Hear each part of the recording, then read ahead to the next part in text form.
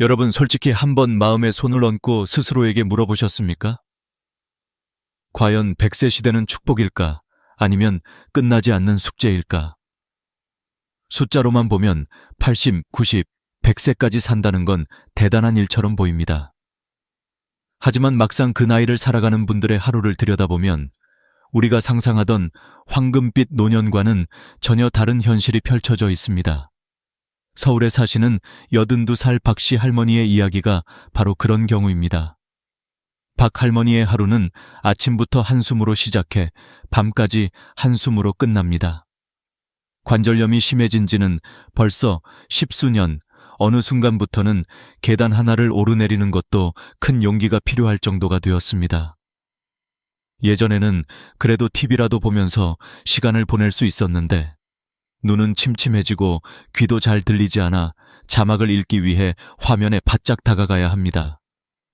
리모컨을 들 힘조차 없어 채널을 바꾸다가 손에서 떨어뜨리는 일이 반복되고 그러면 그때마다 내가 이렇게까지 늙었구나 하는 씁쓸함이 마음 한구석을 찌릅니다. 맛있는 음식을 먹는 기쁨도 점점 사라졌습니다. 예전에는 복지사 도움을 받아 단골 설렁탕 집에서 따끈한 국물을 한 숟갈 떠넣으면 아, 살 것 같다 라는 말이 절로 나왔습니다. 그런데 지금은 혀가 무뎌져 소금을 넣어도 후추를 팍팍 쳐도 그 맛의 차이를 잘 느끼지 못합니다. 이게 맹물인지 소금물인지 모르겠다는 말이 나올 정도로 입안에서 느껴지는 즐거움이 희미해져 버렸습니다. 옛날에는 작은 반찬 하나에도 이 집은 손맛이 참 좋아 라며 감탄하곤 했는데 이제는 그마저도 사라져버린 것입니다. 게다가 기억력도 예전 같지 않습니다. 휴대전화를 어디에 두었는지 기억이 나지 않아 방 안을 몇 번이나 빙빙 돌다가 겨우 소파 틈이나 싱크대 옆에서 찾아낼 때면 허탈한 웃음이 나옵니다. 내가 왜 여기에 놔뒀지? 하면서도 금세 방금 있었던 일조차 떠올리기 어려워 스스로가 믿기지 않습니다. 몸도, 감각도, 기억도 하나둘씩 멀어져 가는 느낌. 박 할머니는 요즘 이런 말을 자주 하십니다. 사는 게 아니고 그냥 버티고 있을 뿐이야. 우리가 꿈꾸던 노년의 모습은 이와 달랐습니다. 은퇴 후에는 아침에 천천히 일어나 차 한 잔 마시고 시간이 나면 보고 싶었던 책을 읽고 가끔은 여행도 떠나고 손주들이 놀러 오면 과일 깎아주며 웃음소리로 집안이 가득 차는 모습. 수고 많았다. 이제는 내 삶을 살아도 된다는 위로를 스스로에게 건네는 여유로운 시간 말입니다. 그런데 현실의 많은 노년은 그렇게 흘러가지 않습니다. 준비되지 않은 긴 수명은 오히려 짐처럼 어깨 위에 내려앉습니다. 문제는 이런 현실이 남의 이야기가 아니라는 점입니다. 박 할머니의 이야기는 특별한 예외가 아니라 우리가 준비하지 못하면 누구나 충분히 맞이할 수 있는 미래의 내 모습일지도 모릅니다. 50대, 60대까지는 몸이 어느 정도 버텨주니까 특별히 위기감 없이 살아갑니다. 회사 다니고 자식 키우고 집안일 챙기다 보면 하루가 어떻게 지나가는지도 모릅니다. 나중에 좀 여유 생기면 그때 운동도 하고 그때 여행도 가면 되지 라는 생각으로 미루고 또 미룹니다. 하지만 나이는 어느 날 갑자기 선을 긋습니다. 70세를 기점으로 근육이 뚝 떨어지듯 줄어들고 무릎과 허리는 기름이 빠진 기계처럼 삐걱거리기 시작합니다. 기억력은 애써 떠올리지 않으면 이름 하나가 생각나지 않는 상태가 되고 눈과 귀는 세상의 소리를 점점 흐릿하게 만들며 우리를 고립시키려 합니다. 80세를 넘기면 내년에도 지금처럼 걸을 수 있을까라는 불안이 마음 깊은 곳에서 고개를 듭니다. 100세 시대라는 말은 여전히 멋있게 들리는데 정작 그 길을 걸어가는 당사자에게는 언제까지 이렇게 버텨야 하나라는 절망이 더 크게 다가옵니다. 여기서 중요한 개념이 하나 나옵니다. 바로 수명과 건강 수명의 차이입니다. 그냥 숨을 쉬며 살아있는 기간이 길어지는 것과 스스로 걷고 씻고 먹고 결정할 수 있는 시간이 길어지는 것은 완전히 다른 이야기입니다. 통계에 따르면 평균 수명은 점점 늘어나지만 건강 수명은 그만큼 따라가지 못하는 경우가 많습니다. 쉽게 말해 스스로 할 수 있는 시간은 줄고 남의 도움을 받아야 하는 시간은 늘어나고 있다는 뜻입니다. 이 격차가 커질수록 100세 시대는 축복이 아니라 고통이 됩니다. 그리고 이 간격은 저절로 줄어들지 않습니다. 누군가는 70대에도 혼자 대중교통을 타고 친구들을 만나러 나가지만 또 다른 누군가는 60대 중반에 이미 병원과 집만 오가는 삶을 살게 됩니다. 차이는 딱 하나, 얼마나 미리 준비했느냐입니다. 그래서 우리는 지금 아직 몸이 움직이고 머리가 생각을 따라줄 때 진지하게 질문해야 합니다. 나는 내 80대를 어떤 모습으로 맞이하고 싶은가? 누군가의 손을 빌리지 않으면 일어나지도 못하는 삶인지, 아니면 느리지만 내 발로 걸어나가 해를 쬐고 커피 한 잔을 스스로 따라 마실 수 있는 삶인지, 그리고 그 답을 정했다면 그에 맞는 준비를 지금부터 차근차근 시작해야 합니다. 준비는 화려할 필요도 거창할 이유도 없습니다. 다만 늦지 않아야 합니다. 박할머니의 이야기는 우리에게 두 가지를 알려줍니다. 첫째, 준비하지 않은 노년은 스스로 원하지 않았던 모습으로 다가온다는 것. 둘째, 아직 50대, 60대라면 충분히 방향을 바꿀 수 있다는 것입니다.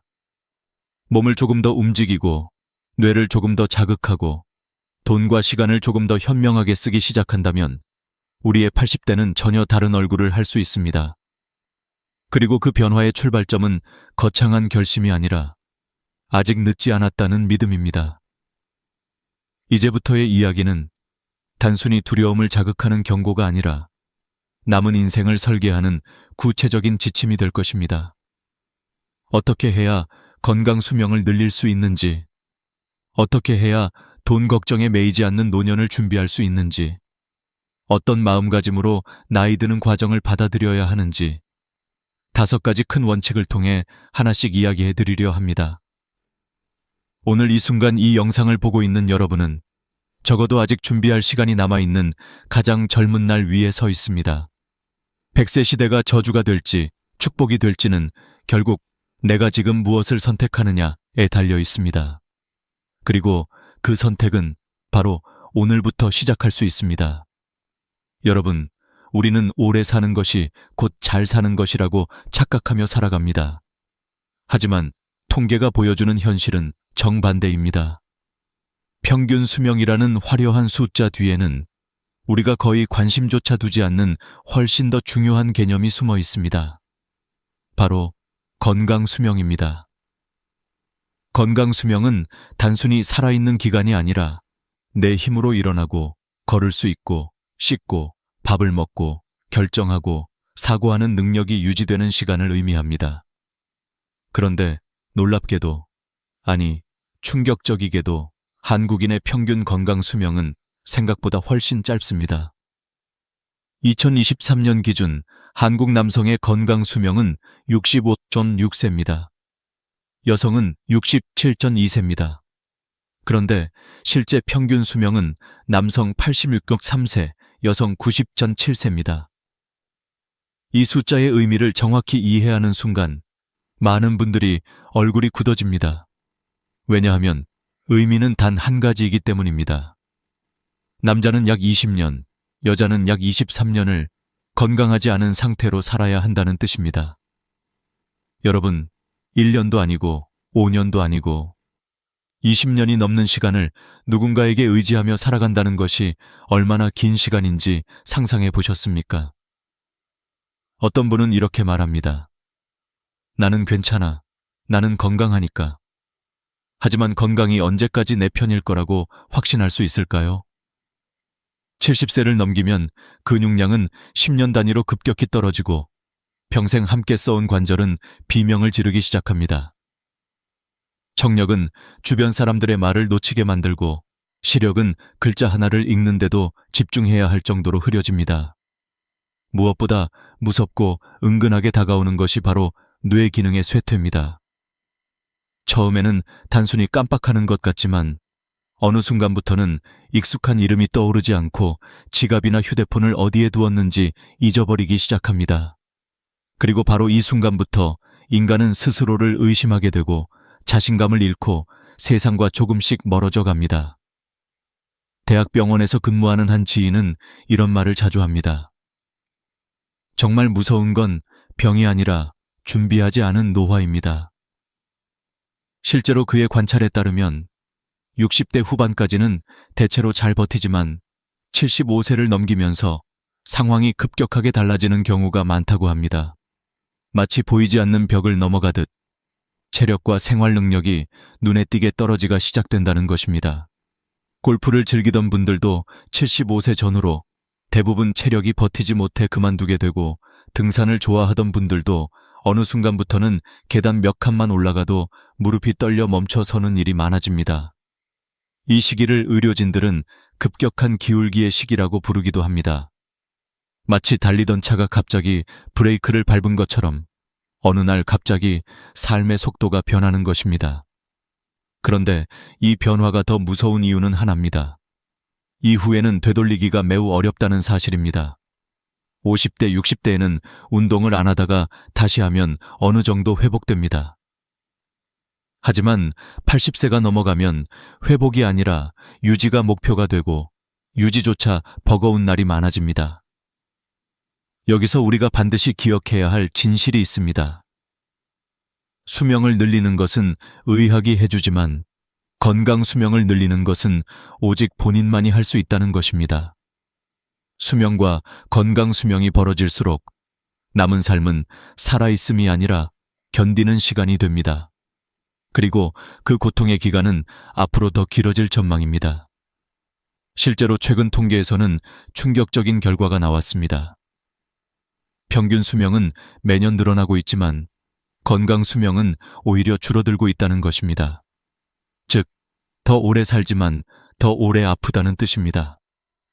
여기에는 생활 방식의 변화가 큰 영향을 주고 있습니다.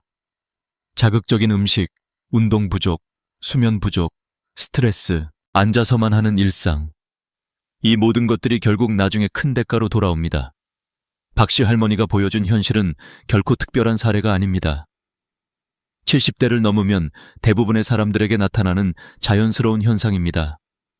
그런데 문제는 대부분의 사람들은 이런 현실을 60대 때는 전혀 체감하지 못한다는 점입니다. 그래서 대비하지 않습니다. 나는 아직 멀었어. 난 유전적으로 오래 사니까 괜찮아. 70대쯤 되면 천천히 준비하면 되지. 이런 생각이 우리를 방심하게 만듭니다. 그러나 노화는 갑자기 오고 준비는 시간이 필요합니다. 그래서 더 늦기 전에 자신의 몸과 마음 상태를 객관적으로 바라볼 필요가 있습니다. 건강검진의 숫자뿐 아니라 나는 내 힘으로 80세, 90세를 살아낼 수 있을까? 라는 질문을 스스로에게 던져야 합니다. 그 질문이 불편하고 무서울수록 지금 당장 준비해야 한다는 의미이기도 합니다. 그리고 한 가지 희망적인 사실도 있습니다. 건강 수명은 타고나는 것이 아니라 만들어가는 것이라는 점입니다. 지금 생활 습관을 바꾸고 몸을 움직이고 뇌를 자극하고 먹는 것을 관리하면 건강 수명은 분명히 더 길어질 수 있습니다. 나이가 들수록 오래 사는 것이 아니라 좋게 사는 것이 목표가 되어야 합니다. 여러분의 80대와 90대는 지금부터 어떤 선택을 하느냐에 달려 있습니다. 건강 수명을 늘리는 일은 어느 누구도 대신해 줄 수 없습니다. 그 책임도 그 보상도 오직 여러분의 몫입니다. 그리고 오늘이 여러분이 인생에서 마주하게 될 가장 젊은 날입니다.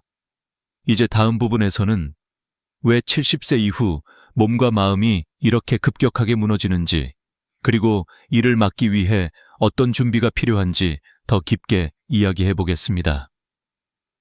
여러분, 우리는 흔히 나이 들어서 갑자기 몸이 안 좋아졌어요 라는 말을 쉽게 합니다. 하지만 진실은 다릅니다. 노화는 절대 갑자기 오는 것이 아닙니다. 오랫동안 조용히, 천천히, 그리고 꾸준히 몸속 깊은 곳에서 진행되다가 어느 순간 겉으로 드러날 뿐입니다. 마치 조금씩 금이 가던 유리가 특정 순간에 쨍 하고 깨져버리는 것처럼 우리의 신체 또한 그렇게 무너집니다. 많은 전문가들이 70세 전후는 인생의 두 번째 고비라고 말합니다. 왜냐하면 이 시점부터 몸은 눈에 띄는 속도로 변화하기 때문입니다. 근육 감소 속도는 2배 이상 빨라지고 단 길 2년만 운동을 쉬어도 노인의 체력은 어린아이 수준으로 떨어질 수 있습니다. 관절은 40년, 50년 사용해온 기계처럼 마모가 진행되어 통증이 찾아오고 뼈 밀도는 줄어 넘어지면 쉽게 골절이 발생합니다. 한번 골절이 생기면 회복 속도는 젊을 때의 절반 이하로 떨어지고 심하면 누워 지내는 시간이 길어지면서 신체 기능 전체가 연쇄적으로 약해집니다. 특히 무서운 것은 근육량 감소, 즉 사르코페니아입니다. 근육이 빠지면 단순히 힘이 없는 것이 아니라 균형 감각이 떨어져 넘어지기 쉽고 기초대사량이 낮아져 살이 쉽게 붙으며 당뇨, 고혈압 같은 질환도 악화됩니다. 한번 빠진 근육은 노년기에는 다시 채우기 어렵습니다. 그래서 70세를 넘겨 갑자기 계단이 무섭다, 앉았다, 일어나기가 힘들다, 조금 걸어도 숨이 찬다는 느낌이 들기 시작하면 이미 몸속에서는 큰 변화가 진행되고 있는 것입니다. 여기에 더해 뇌 기능의 변화도 본격적으로 나타납니다. 기억력 저하, 집중력 감소, 판단력 둔화가 아주 서서히 시작되지만 어느 순간부터는 일상생활에 영향을 미칠 정도가 됩니다. 예를 들면 휴대폰을 두고 나온 사실을 잊어버린다거나 약을 먹었는지 안 먹었는지 기억이 안 난다거나 익숙한 지도를 보고도 길을 잃는 일이 생깁니다. 이런 현상은 단순한 깜빡거림이 아니라 뇌세포가 줄어들고 신경회로가 약해지는 자연 노화의 과정입니다. 문제는 이 시기를 제대로 대비하지 않으면 삶의 질이 급격하게 떨어진다는 것입니다.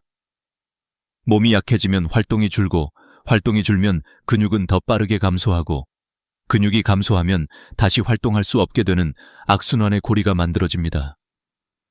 그리고 이 악순환이 몇 년만 이어져도 사람은 급격하게 노쇠해버립니다. 어느 75세 남성은 이렇게 말했습니다.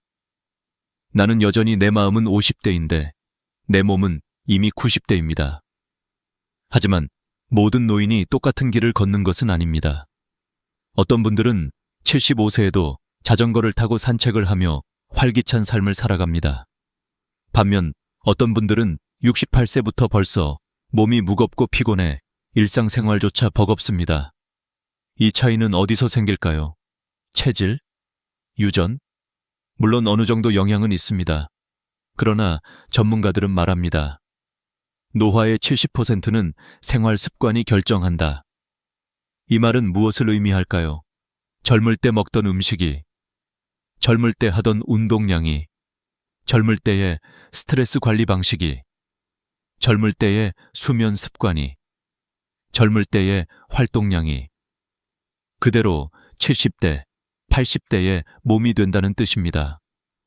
특히 지금의 30대, 40대, 50대는 부모님 세대보다 훨씬 빠른 속도로 노화가 오고 있습니다. 기름진 음식, 택배 엘리베이터 중심의 생활, 만성 스트레스, 잠 부족, 스마트폰 과사용.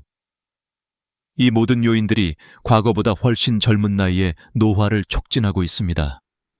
그래서 건강 수명이 줄어드는 것입니다.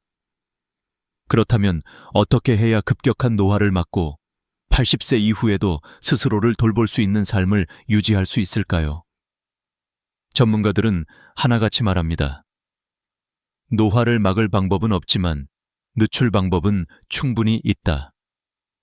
그리고 그 방법은 생각보다 단순합니다. 몸을 움직이는 것, 뇌를 자극하는 것, 음식을 관리하는 것, 수면을 정돈하는 것, 스트레스를 조절하는 것. 특히 몸을 움직인다는 것은 단순한 운동이 아니라 기초기능 유지 그 자체입니다. 걷기 30분은 그냥 산책이 아니라 노년기의 독립성을 지켜주는 가장 강력한 생존 전략입니다. 뇌를 자극하는 것은 단순한 취미 활동이 아니라 치매를 예방하고 정신 기능을 유지하는 뇌 운동입니다. 식습관 관리는 당뇨, 고혈압, 관절염 등 모든 질병의 진행을 늦추는 가장 기본적인 투자입니다. 여러분, 지금의 일상이 바로 여러분의 80대가 됩니다. 80대의 모습은 미래에 갑자기 만들어지는 것이 아니라 오늘 하루의 반복이 모여 만들어지는 것입니다. 그래서 지금부터라도 작은 것 하나라도 바꾸는 순간 여러분의 미래는 달라질 수 있습니다. 다음 부분에서는 실제로 건강 수명을 늘리고 80세 이후에도 독립적인 삶을 살기 위해 반드시 실천해야 할 구체적인 방법들을 하나씩 알려드리겠습니다. 여러분의 몸과 마음을 지키는 가장 현실적이면서도 확실한 방법들입니다. 여러분, 이제부터는 노년기의 삶을 결정짓는 가장 중요한 요소 중 하나, 노년에 살아갈 공간을 어떻게 선택할 것인가에 대해 이야기해 보겠습니다. 사람은 환경의 영향을 강하게 받는 존재입니다. 특히 70세 이후에는 주거 환경이 건강, 감정, 활동성, 인간관계까지 모두 좌우하는 가장 결정적인 요소가 됩니다. 그래서 이 부분을 잘못 선택하면 남은 10년, 20년이 불행으로 이어지고 반대로 올바르게 선택하면 그 시기가 평생 중 가장 편안하고 행복한 시간이 될 수 있습니다. 많은 분들이 퇴직 후 시골에서 조용히 살고 싶다고 말합니다. 새소리 들으며 아침을 맞고 채소를 직접 키우고 공기 좋은 곳에서 여유롭게 살고 싶다는 로망이 있지요. 하지만 실제로는 이 로망이 노년기에 가장 위험한 선택이 될 수도 있습니다. 그 이유를 알려드리겠습니다. 제가 아는 60대 후반 여성분은 부모님 두 분 모두 90세 가까운 연세인데 원래는 시골 전원주택에서 생활하셨습니다. 공기 좋고 조용하고 텃밭도 있어서 매일 적당히 몸을 움직일 수 있는 환경이었지요. 하지만 아버지가 지병이 생기면서 병원 접근성이 중요해졌고 결국 형제들이 상의해 도시 아파트로 이사시켜 드렸습니다. 병원은 가까워졌지만 문제는 그 이후였습니다. 아버지는 시골처럼 나갈 데가 없었습니다. 주변은 차 소리에 복잡하고 걸어 다녀도 편할 만한 환경이 아니었고 동네 사람들과 교류할 공간도 없었습니다. 결국 집에만 있게 되었고 몸을 움직이지 않다 보니 기력이 급격하게 떨어지고 우울증 증상까지 나타났습니다.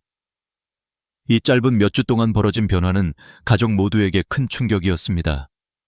결국 그분의 자녀들은 다시 전원주택으로 돌아갈 방법을 찾기 시작했습니다. 이 사례가 보여주는 것은 아주 단순합니다. 노년에 선택하는 주거지는 그 사람의 성향과 생활 패턴에 맞아야 한다. 그렇지 않으면 그 공간은 평생의 안식처가 아니라 몸과 마음이 빠르게 무너지는 장소가 될 수 있습니다. 노년의 최적의 주거 환경은 사람마다 완전히 다릅니다. 어떤 분은 시골 생활이 적성에 맞고 어떤 분은 도심 속 접근성이 삶의 안정이 될 수 있습니다. 그러니 남들이 좋다고 해서 TV에 나온 집이 멋있다고 해서 덜컥 결정하면 안 됩니다. 여러분에게 맞지 않으면 그 공간은 지옥이 될 수도 있습니다. 그렇다면 어떻게 해야 할까요? 여기서 가장 중요한 질문은 단 하나입니다. 내가 늙었을 때 나는 어떤 환경에서 가장 편안하고 건강한가? 이 질문을 기준으로 노년기 주거 선택을 하나씩 점검해 보겠습니다. 첫째, 내가 외향적인 사람인가? 내향적인 사람인가? 외향적인 분들은 사람과 어울리는 생활이 건강에 직접적인 영향을 미칩니다. 이런 분들은 복지관이 가까운 도시형 주거지, 지하철과 시장이 가까운 아파트가 훨씬 적합합니다. 반면 내향적이고 혼자만의 시간이 편한 분들은 시골이나 교외 주택형이 오히려 더 마음이 편안할 수 있습니다. 다만 병원 접근성과 안전성은 반드시 고려해야 합니다. 둘째, 나는 몸을 얼마나 움직이는 사람인가? 텃밭을 가꾸거나 마당 정리를 좋아하는 분들은 시골 생활이 오히려 건강 유지에 더 좋습니다. 반대로 활동량이 적고 외출이 부담스러운 분들은 시골에 내려가면 움직임이 더 줄어들어 건강이 나빠집니다. 셋째, 건강 문제는 얼마나 자주 발생하는가? 고혈압, 당뇨, 심장질환, 관절 문제 등 병원 출입이 잦으면 반드시 병원 접근성이 좋은 곳을 선택해야 합니다. 넷째, 이웃과의 관계를 어떻게 생각하는가? 노년기에는 관계가 건강의 핵심입니다. 도시든 시골이든 최소한 한 명 이상 정서적 교류가 가능한 이웃이 있느냐가 삶의 질을 결정합니다. 다섯째, 안전성은 충분한가? 특히 혼자 사는 고령자는 실내 안전이 매우 중요합니다. 미끄러지지 않는 욕실, 안전 손잡이, 엘리베이터, 응급시, 바로 연락 가능한 시스템 등은 필수입니다. 이 5가지 중 단 하나라도 맞지 않으면 그 주거지는 여러분에게 위험할 수 있습니다. 사람은 누구나 나이 들어 몸이 약해지고 혼자 있는 시간이 많아지며 감정이 예민해지고 신체적 정서적 취약성이 증가합니다. 노년기 주거 환경은 단순한 집이 아니라 내 몸과 마음을 지키는 보호막입니다. 그래서 지금 50대, 60대, 70대라면 반드시 진지하게 고민해 보셔야 합니다. 나는 앞으로 어디에서 어떻게 살 것인가? 지금은 단순한 고민일지 몰라도 10년 후에는 선택의 결과가 여러분의 건강, 행복, 생존까지 결정할 것입니다. 지금 선택하는 공간이 곧 여러분의 80대 모습이 됩니다. 다음 부분에서는 노화를 바라보는 관점을 바꾸고 스스로를 젊은 존재로 받아들이는 것이 왜 삶을 완전히 달라지게 만드는지 과학적 근거와 심리학적 통찰을 바탕으로 깊이 있게 이야기해드리겠습니다. 여러분, 지금부터는 노년기를 가장 밝게, 가장 강하게, 가장 아름답게 만드는 결정적인 요소, 바로 노화를 바라보는 관점 자문에 대해 깊이 이야기해 보겠습니다. 사람은 누구나 늙습니다. 피부가 처지고, 머리가 희어지고, 근력이 떨어지고, 몸이 예전 같지 않은 건 자연스러운 흐름입니다. 그런데 신기한 사실이 하나 있습니다. 같은 나이인데도 어떤 사람은 더 빨리 늙고, 어떤 사람은 20년은 젊어 보일 정도로 활력이 넘친다는 것입니다. 그 차이를 만드는 핵심 요인은 무엇일까요? 바로 생각의 방향입니다. 나는 늙었다 라고 자주 말하는 사람의 신체는 실제로 더 빨리 늙는다. 미국 오리건 주립대 연구팀은 놀라운 연구 결과를 발표했습니다. 노화에 대해 부정적인 생각을 자주 하는 사람일수록 신체 노화가 더 빨리 진행된다는 것입니다. 실제로 나는 다 늙었어. 이 나이에 뭘 해? 이제 그냥 죽을 날만 기다려야지 와 같은 말들을 반복하는 사람은 뇌 기능이 더 빠르게 저하되고 근육량 감소 속도가 빨라지고 회복력이 현저히 떨어지며 우울감과 무기력이 심해지는 경향이 있다고 밝혀졌습니다. 말투와 생각이 몸의 속도를 결정하는 셈입니다. 우리 몸은 생각보다 훨씬 민감한 존재입니다. 생각이 바뀌면 신체가 바뀌고 신체가 바뀌면 삶이 바뀝니다. 나이 들면 다 그렇지 라는 말이 위험한 이유 많은 분들이 이렇게 말합니다. 이 나이에 어디가 멀쩡하겠어. 늙으면 그냥 시들어가는 거지. 살 만큼 살았으니 이제 내려갈 일만 남았지. 이런 말은 스스로의 가능성을 잘라버리는 말입니다. 나이를 핑계로 아무것도 시작하지 않으면 70세의 뇌는 70세 같지 않고 90세의 뇌처럼 급격히 꺼져버립니다. 몸도 마찬가지입니다. 움직이지 않으면 6개월이면 근육이 절반 가까이 줄고 무기력이 일상이 됩니다. 그런데 여러분 주변을 잘 보시면 알 수 있습니다. 같은 나이인데도 활기 넘치는 분들과 항상 누워 지내는 분들의 삶은 완전히 다릅니다. 그리고 그 차이를 만드는 것은 돈도 아니고 건강도 아닙니다. 바로 노인 스스로의 생각입니다. 나는 아직 젊어 라고 말하는 사람의 뇌는 실제로 더 젊게 유지된다. 건강 전문가들은 공통적으로 말합니다. 늙었다고 생각하는 순간 뇌는 늙기 시작한다. 하지만 젊다고 생각하는 순간 뇌는 다시 활동을 시작한다. 만약 65세에 나도 뭔가 배워볼까? 이제 시작해볼까? 라고 생각하는 분은 뇌가 새 뉴런을 만들고 기억력, 집중력, 판단력이 유지됩니다. 반대로 65세에 난 늙어서 아무것도 못해 라고 생각하면 뇌는 새로운 자극을 끊고 서서히 기능을 멈춥니다. 즉, 노화를 막는 첫 번째 비밀은 생각의 방향입니다. 여러분은 지금 살아있는 날 중 가장 젊은 순간에 서 있습니다. 많은 사람들이 이렇게 말합니다. 이제 나이 다 들었지 뭐. 하지만 이런 생각은 사실과 다릅니다. 여러분은 지금 이 순간이 앞으로 살아갈 날들 중 가장 젊은 순간입니다. 이보다 젊을 때는 다시 돌아오지 않습니다. 그래서 생각을 이렇게 바꾸는 것이 중요합니다. 오늘이 가장 젊다. 오늘이 가장 빠르다. 오늘이 가장 시작하기 좋은 날이다. 이 한마디만 바뀌어도 걷는 속도가 달라지고, 표정이 달라지고, 말투가 달라지고, 사람을 대하는 태도가 달라지고, 새로운 일에 도전하는 힘이 생깁니다. 노화는 생물학적 과정이지만 삶의 속도는 여러분이 결정합니다. 70대가 되면 잃은 것이 많아 보이지만 사실은 얻은 것도 많습니다. 연구에 따르면 많은 노인들이 나이 듦을 부정적으로 바라보는 이유는 잃는 것만 보이기 때문입니다. 하지만 노인에게는 젊은이들이 절대 갖지 못한 엄청난 장점이 있습니다. 살아온 경험, 사람을 보는 눈, 마음의 여유, 실수에 대한 내성, 감정의 절제력, 삶을 바라보는 깊은 지혜. 이 모든 것은 시간이 흘러야만 가질 수 있는 오직 나이 든 사람만이 가진 귀중한 자산입니다. 젊은이들은 이걸 갖고 싶어도 그저 기다리는 수밖에 없습니다. 그런데 우리는 이미 가지고 있습니다. 이 사실을 자꾸 잊는 것입니다. 그래서 나이 듦을 부정적으로 바라보는 대신 나는 많은 걸 잃었지만 더 많은 지혜를 얻었다.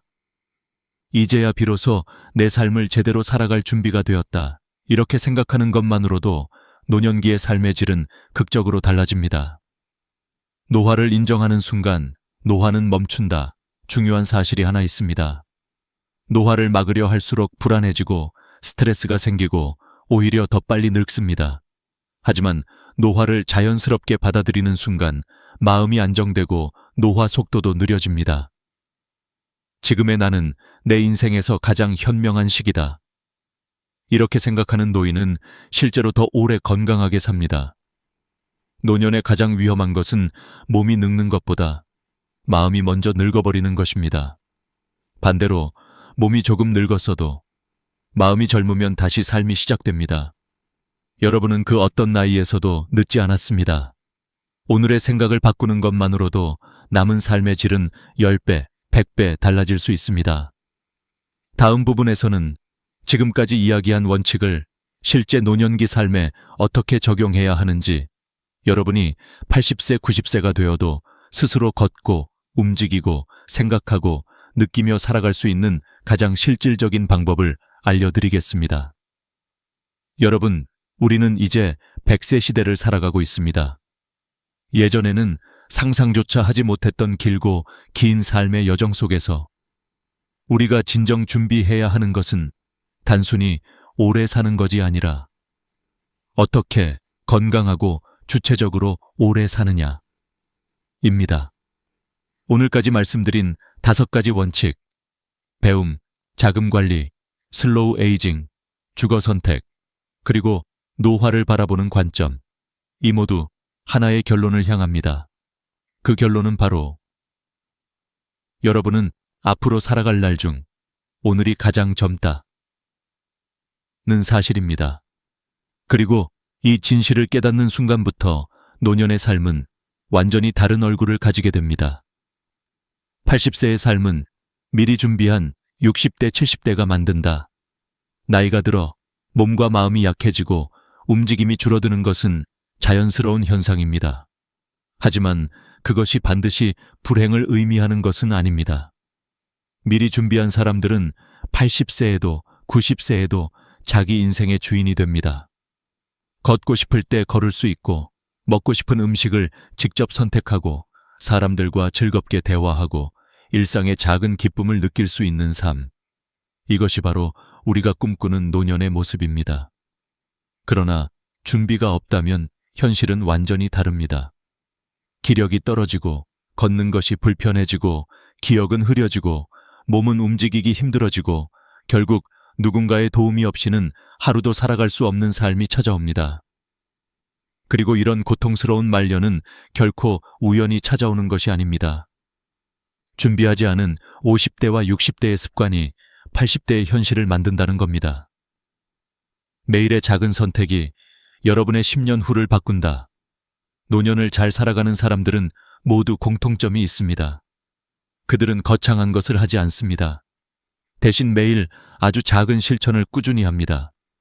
매일 30분 걷기, 매일 3가지 감사 쓰기, 하루 10분 스트레칭, 조금 더 건강한 음식을 선택하기, 한 달에 한 번 새로운 것 배우기, 사람 한 명이라도 진심으로 대하기.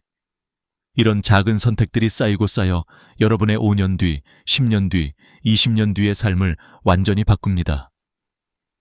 노년을 잘 준비하는 데 있어 가장 중요한 것은 완벽함이 아니라 지속성입니다. 조금 느려도 괜찮습니다. 조금 서툴러도 괜찮습니다. 중요한 건 포기하지 않는 마음, 그리고 오늘 한 걸음 내딛는 용기입니다. 여러분은 약해지는 존재가 아니라 깊어지는 존재입니다.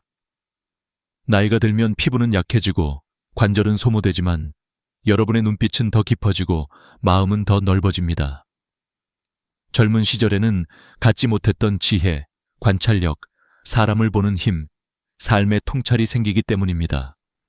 그래서 노년은 결코 무너지는 시기가 아닙니다. 오히려 가장 성숙한 두 번째 인생이 시작되는 시기입니다.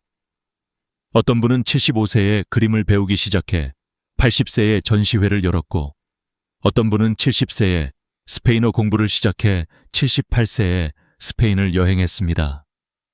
어떤 분은 65세에 춤을 배우기 시작해 85세에도 여전히 무대에 섭니다. 이 사람들 모두의 공통점은 단 하나입니다. 늦었다고 생각하지 않았다. 그들은 나이를 이유로 멈추지 않았고 스스로를 아직 할 수 있는 사람이라고 믿었습니다. 여러분도 충분히 그렇게 할 수 있습니다. 여러분의 몸과 마음은 아직 늦지 않았습니다. 지금 이 순간부터 다시 시작하면 됩니다. 이제 여러분의 선택만 남았습니다. 앞서 말씀드린 5가지 조언은 단순한 정보가 아닙니다. 여러분의 미래, 여러분의 건강, 여러분의 삶 전체를 지키는 실질적이고 강력한 도구입니다. 새로운 것을 배우고 도전하는 용기, 안정적인 노후 자금 관리, 노화를 늦추는 생활 습관 만들기, 본인 성향에 맞는 안전한 주거 선택, 노화를 긍정적으로 바라보는 마음가짐.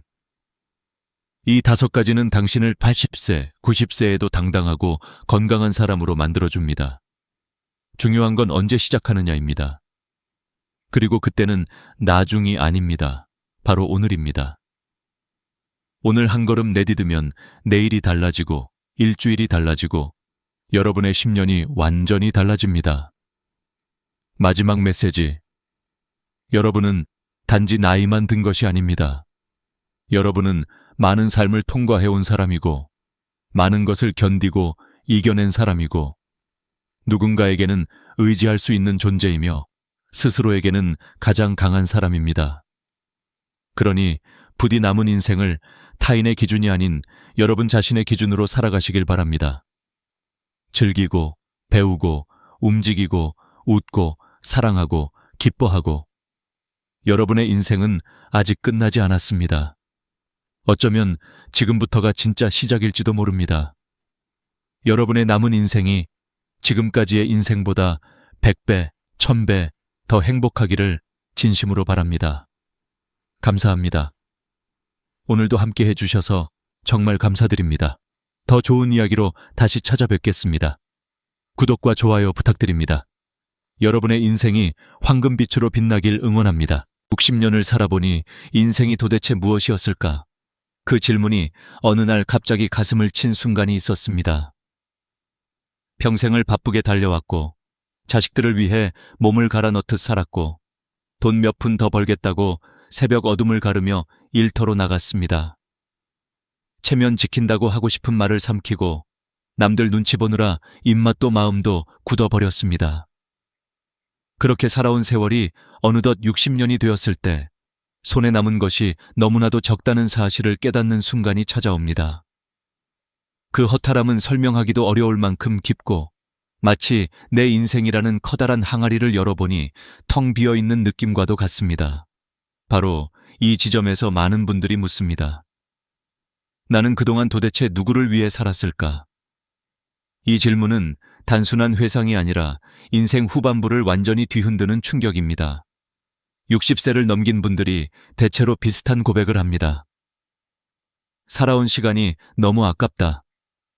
자식들 대학 보내려 빚지고 결혼시키려고 집까지 사줘서 내 노후 자금은 빠르게 소모됐고 회사에 충성했지만 정작 은퇴하고 나니 연락처 목록에서 사라지는 건 순식간이었습니다. 자식들은 각자의 삶으로 바쁘고 명절에만 얼굴 비추며 평소에는 전화 한 통 하기 어려워합니다. 삶의 가장 뜨거운 40년, 50년을 남을 위해 희생하며 살았지만 결국 나 혼자 남았다는 사실을 받아들이는 순간이 누구에게나 찾아옵니다. 그러나 이 고백의 핵심은 절망을 말하려는 것이 아닙니다.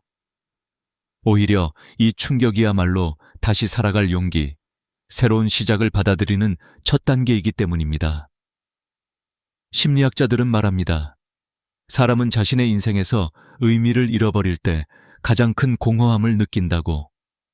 그래서 60세 이후 갑자기 밀려오는 허무함은 이상한 것이 아닙니다. 그동안 남을 위해 살아온 삶이 어느 순간 멈추고 마침내 나를 마주해야 하는 시간이 찾아오기 때문입니다. 그리고 많은 분들이 바로 이 지점에서 길을 잃습니다. 나는 누구였고 앞으로 무엇을 해야 할지, 다시 어떻게 살아야 할지 감이 잡히지 않는 것이죠. 하지만 여기에는 중요한 진실이 숨어 있습니다. 60세는 끝이 아니라 오히려 진짜 인생이 시작되는 나이라는 것입니다. 예전에는 60세를 노년의 시점으로 봤지만 현대 의학 기준으로 평균 기대 수명은 83, 85세입니다. 즉, 앞으로도 20년 이상 남아있다는 뜻입니다. 그 20년은 누구의 것이 아니라 온전히 나 자신의 시간입니다. 이 사실을 받아들이는 순간 60년 동안 쌓였던 후회와 아쉬움이 새로운 결심의 에너지로 바뀝니다. 그리고 바로 이 지점에서 충격적인 사실이 드러납니다. 지금까지 참아온 삶은 누구도 원하지 않았다는 것입니다. 자식들은 고마워하지만 부모가 희생을 강요한 적은 없습니다. 회사는 충성에 감사했지만 결국 구조 안에서 돌아가는 톱니바퀴에 불과했습니다. 남들 눈치 보며 살았던 시간은 정작 아무도 기억하지 않습니다. 그러니 그 모든 희생과 참음이 누구도 요구하지 않았던 선택이었음을 받아들이는 것, 그것이 60대 이후 삶의 첫 해방입니다. 같은 나이에 접어든 분들의 이야기를 들어보면 대부분 비슷한 패턴을 보입니다. 그때 하고 싶은 걸 했다면 내 인생은 완전히 달라졌을 것이다. 하지만 후회만으로 인생을 채울 수는 없습니다. 후회는 과거를 바꾸지 못하지만 새로운 결심은 미래를 바꿀 수 있습니다. 그래서 60 이후의 삶은 과거의 희생을 후회하는 시간이 아니라 앞으로 남은 시간을 얼마나 충실하게 채울 것인가를 결정하는 시간입니다. 의학적 연구에서도 중요하게 강조하는 부분이 있습니다. 60세 이후의 건강과 행복은 단지 유전이나 경제력으로 결정되는 것이 아니라 삶을 대하는 태도, 행동 습관, 정서적 연결감에 의해 더 크게 좌우된다는 것입니다. 10년간 미국 노년학 연구소가 발표한 데이터에 따르면 60세 이후 가장 행복한 사람들의 공통점은 자신의 삶을 다시 설계하려는 의지였습니다. 즉, 늦었다고 느끼는 순간부터가 오히려 출발이 되는 것이죠. 이제 우리는 선택해야 합니다. 과거를 후회하며 남은 세월을 보내는가? 아니면 지금 이 순간부터 완전히 다른 삶을 시작하는가? 이 선택은 어떤 철학자나 유명 인물이 대신해 줄 수 없습니다. 오직 나 자신만이 내 삶의 주인입니다. 그리고 진실은 단순합니다. 60세 이후에 단 한 번뿐인 시간은 다시 오지 않습니다. 이 시간을 어떻게 채우느냐에 따라 앞으로의 20년이 후회로 가득할지 아니면 웃음으로 채워질지가 갈립니다. 이제 여러분은 인생에서 가장 중요한 갈림길 앞에 서 있습니다. 과거의 60년은 남을 위한 삶이었지만 앞으로의 20년은 반드시 나를 위한 시간이 되어야 합니다. 그 결심이야말로 후회의 무게를 떨쳐내고 다시 살아볼 용기를 만드는 첫걸음입니다. 지금 이 순간이 바로 변화를 시작해야 할 때입니다. 그리고 그 변화는 거창한 것이 아니라 아주 단순한 질문 하나에서 시작됩니다. 이제 나는 어떻게 살 것인가? 그 답을 찾는 여정이 지금부터 시작됩니다. 외로움이라는 감정은 나이가 들수록 조용히, 그러나 무겁게 삶 전체를 잠식해 들어옵니다. 누구에게도 티내지 않았지만 60세 이후 갑자기 마음 깊숙이 스며드는 그 공허함은 단순한 감정이 아니라 하나의 현실입니다. 많은 어르신들이 말합니다. 자식들은 잘 살고 있지만 내가 그들 삶의 우선순위에서 사라진 지는 오래다. 결혼시키고 집 사주고 뒷바라지하느라 평생을 바쳤지만 어느 순간부터 자식들은 바쁜 일정 속에서 빠르게 멀어져 갑니다. 명절에만 잠깐 얼굴을 보거나 그것마저도 소홀해지는 경우가 많아집니다. 전화를 기다리며 하루를 보내는 부모의 마음은 세상 누구도 제대로 이해하지 못합니다. 겉으론 괜찮은 척하지만 밤이 깊어질수록 마음속 빈자리는 더욱 커져만 갑니다. 하지만 외로움의 진짜 정체는 단순히 누구와 함께 있지 않아서가 아닙니다. 노년학 연구에 따르면 노년의 외로움은 역할 상실, 정체성 붕괴, 사회적 고립이 복합적으로 맞물리면서 생겨납니다. 누군가의 부모였고, 누군가의 배우자였고, 회사에서는 필요한 사람이었지만 그 역할들이 하나씩 사라지는 순간 마치 나라는 존재가 사회에서 천천히 지워져가는 느낌이 들기 시작합니다. 이 느낌은 누구에게나 찾아오지만 특히 한국 사회에서 60대를 맞이한 분들은 더욱 강하게 경험합니다. 평생 가족 중심, 회사 중심으로 살아왔기 때문에 나 혼자 남는 시간에 대한 대비가 거의 되어 있지 않기 때문입니다. 자식들이 나쁘기 때문이 아닙니다. 그들도 생존하느라 바쁘고 치열하게 살아가는 시대에 놓여 있을 뿐입니다. 문제는 부모 세대가 평생 동안 자신을 뒤로 미루며 살아왔다는 데 있습니다. 그래서 60세가 넘어 홀로 서게 된 순간 갑자기 삶이 멈춰버린 것처럼 느껴지는 것입니다. 그 공허함은 자식 때문이 아니라 내가 그동안 나 자신을 한 번도 돌보지 않았기 때문에 생겨난 결과입니다. 외로움의 본질은 곁에 사람이 없어서 생기는 것이 아니라 나와의 관계가 단절된 데서 시작됩니다. 회사의 경우도 마찬가지입니다. 30년, 40년 동안 한 직장에서 충성을 다하며 살았던 분들이 은퇴 직후 가장 크게 경험하는 것이 바로 사회적 단절입니다. 퇴직식에서 박수받던 순간은 잠시, 한 달만 지나도 회사에서는 새로운 사람이 그 자리를 채웁니다. 함께 술 마시며 웃던 동료들은 각자의 삶으로 돌아가고 연락은 점점 뜸해집니다. 회식 자리에서도 자연스럽게 이름이 빠지고 회사 행사에서도 초대 목록에서 사라집니다.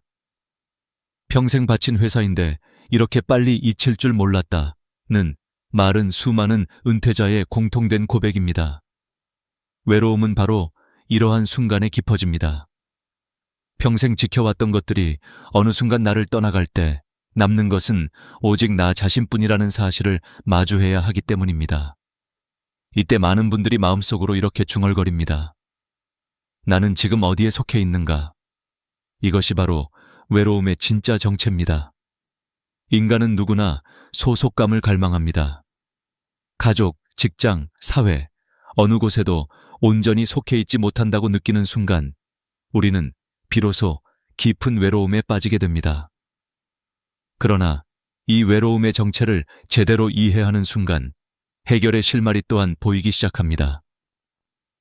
외로움은 내게 문제가 있어서 생긴 것이 아니라 이제부터 내 인생의 주도권을 다시 찾아와야 한다는 신호이기 때문입니다. 연구 결과에서도 밝혀졌듯 60세 이후의 행복을 결정하는 가장 중요한 요소는 타인과의 관계가 아니라 자기 존중감과 자기 주도성입니다. 내가 나를 인정하고 돌보기 시작하는 순간 외로움의 빈자리는 천천히 채워지기 시작합니다. 여기서 중요한 사실은 외로움은 결코 부끄러운 것이 아니라는 점입니다. 외로움을 느끼는 것은 나는 아직 삶을 사랑하고 누군가와 연결되고 싶다는 증거이며 이는 매우 건강한 감정입니다. 나이가 들면 감정이 무뎌질 것 같지만 오히려 감정은 더욱 섬세해지고 깊어집니다.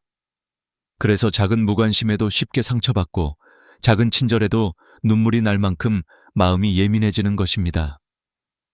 이 변화는 자연스러운 것이며 외로움을 해결하기 위한 출발점이기도 합니다. 외로움을 이해하는 또 하나의 중요한 시각은 관계의 구조입니다. 젊은 시절의 관계는 대부분 의무적이고 기능적입니다. 회사 동료는 업무 때문에 만나고, 자녀는 양육 때문에 함께하고, 배우자는 생계를 함께 꾸려야 하기 때문에 옆에 있습니다. 그러나 60세 이후의 관계는 완전히 다릅니다. 의무나 책임이 아니라 선택된 사람들만 남습니다. 이것이 바로 외로움이 더 강하게 느껴지는 이유이기도 하지만 동시에 새로운 기회가 되기도 합니다. 이제는 진짜로 내가 좋아하는 사람, 나를 편안하게 하는 사람, 나와 마음이 맞는 사람들과 관계를 맺을 수 있는 시간이기 때문입니다. 외로움은 도망친다고 해결되지 않습니다. 외로움을 인정하고 그 감정을 차분히 바라보는 것에서부터 회복이 시작됩니다. 그리고 이 시점에서 깨닫게 되는 중요한 진실이 있습니다. 지금 느끼는 외로움은 인생 마지막 기회가 아니라 새로운 삶을 시작하라는 신호입니다.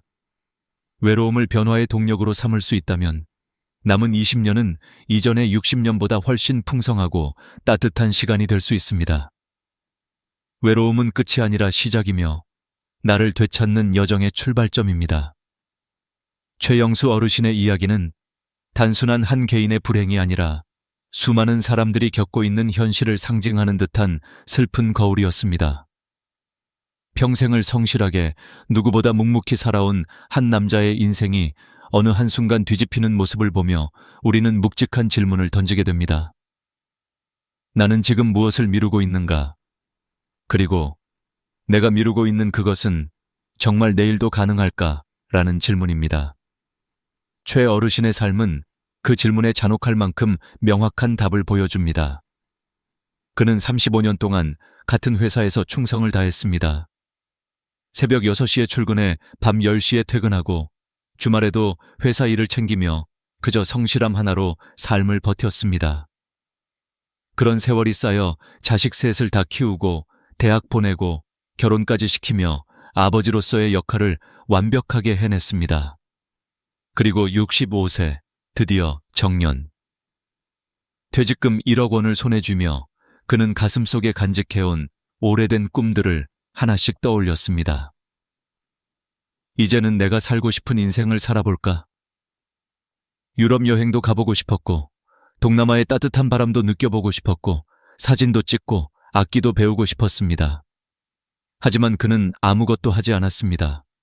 돈이 아까워서였습니다.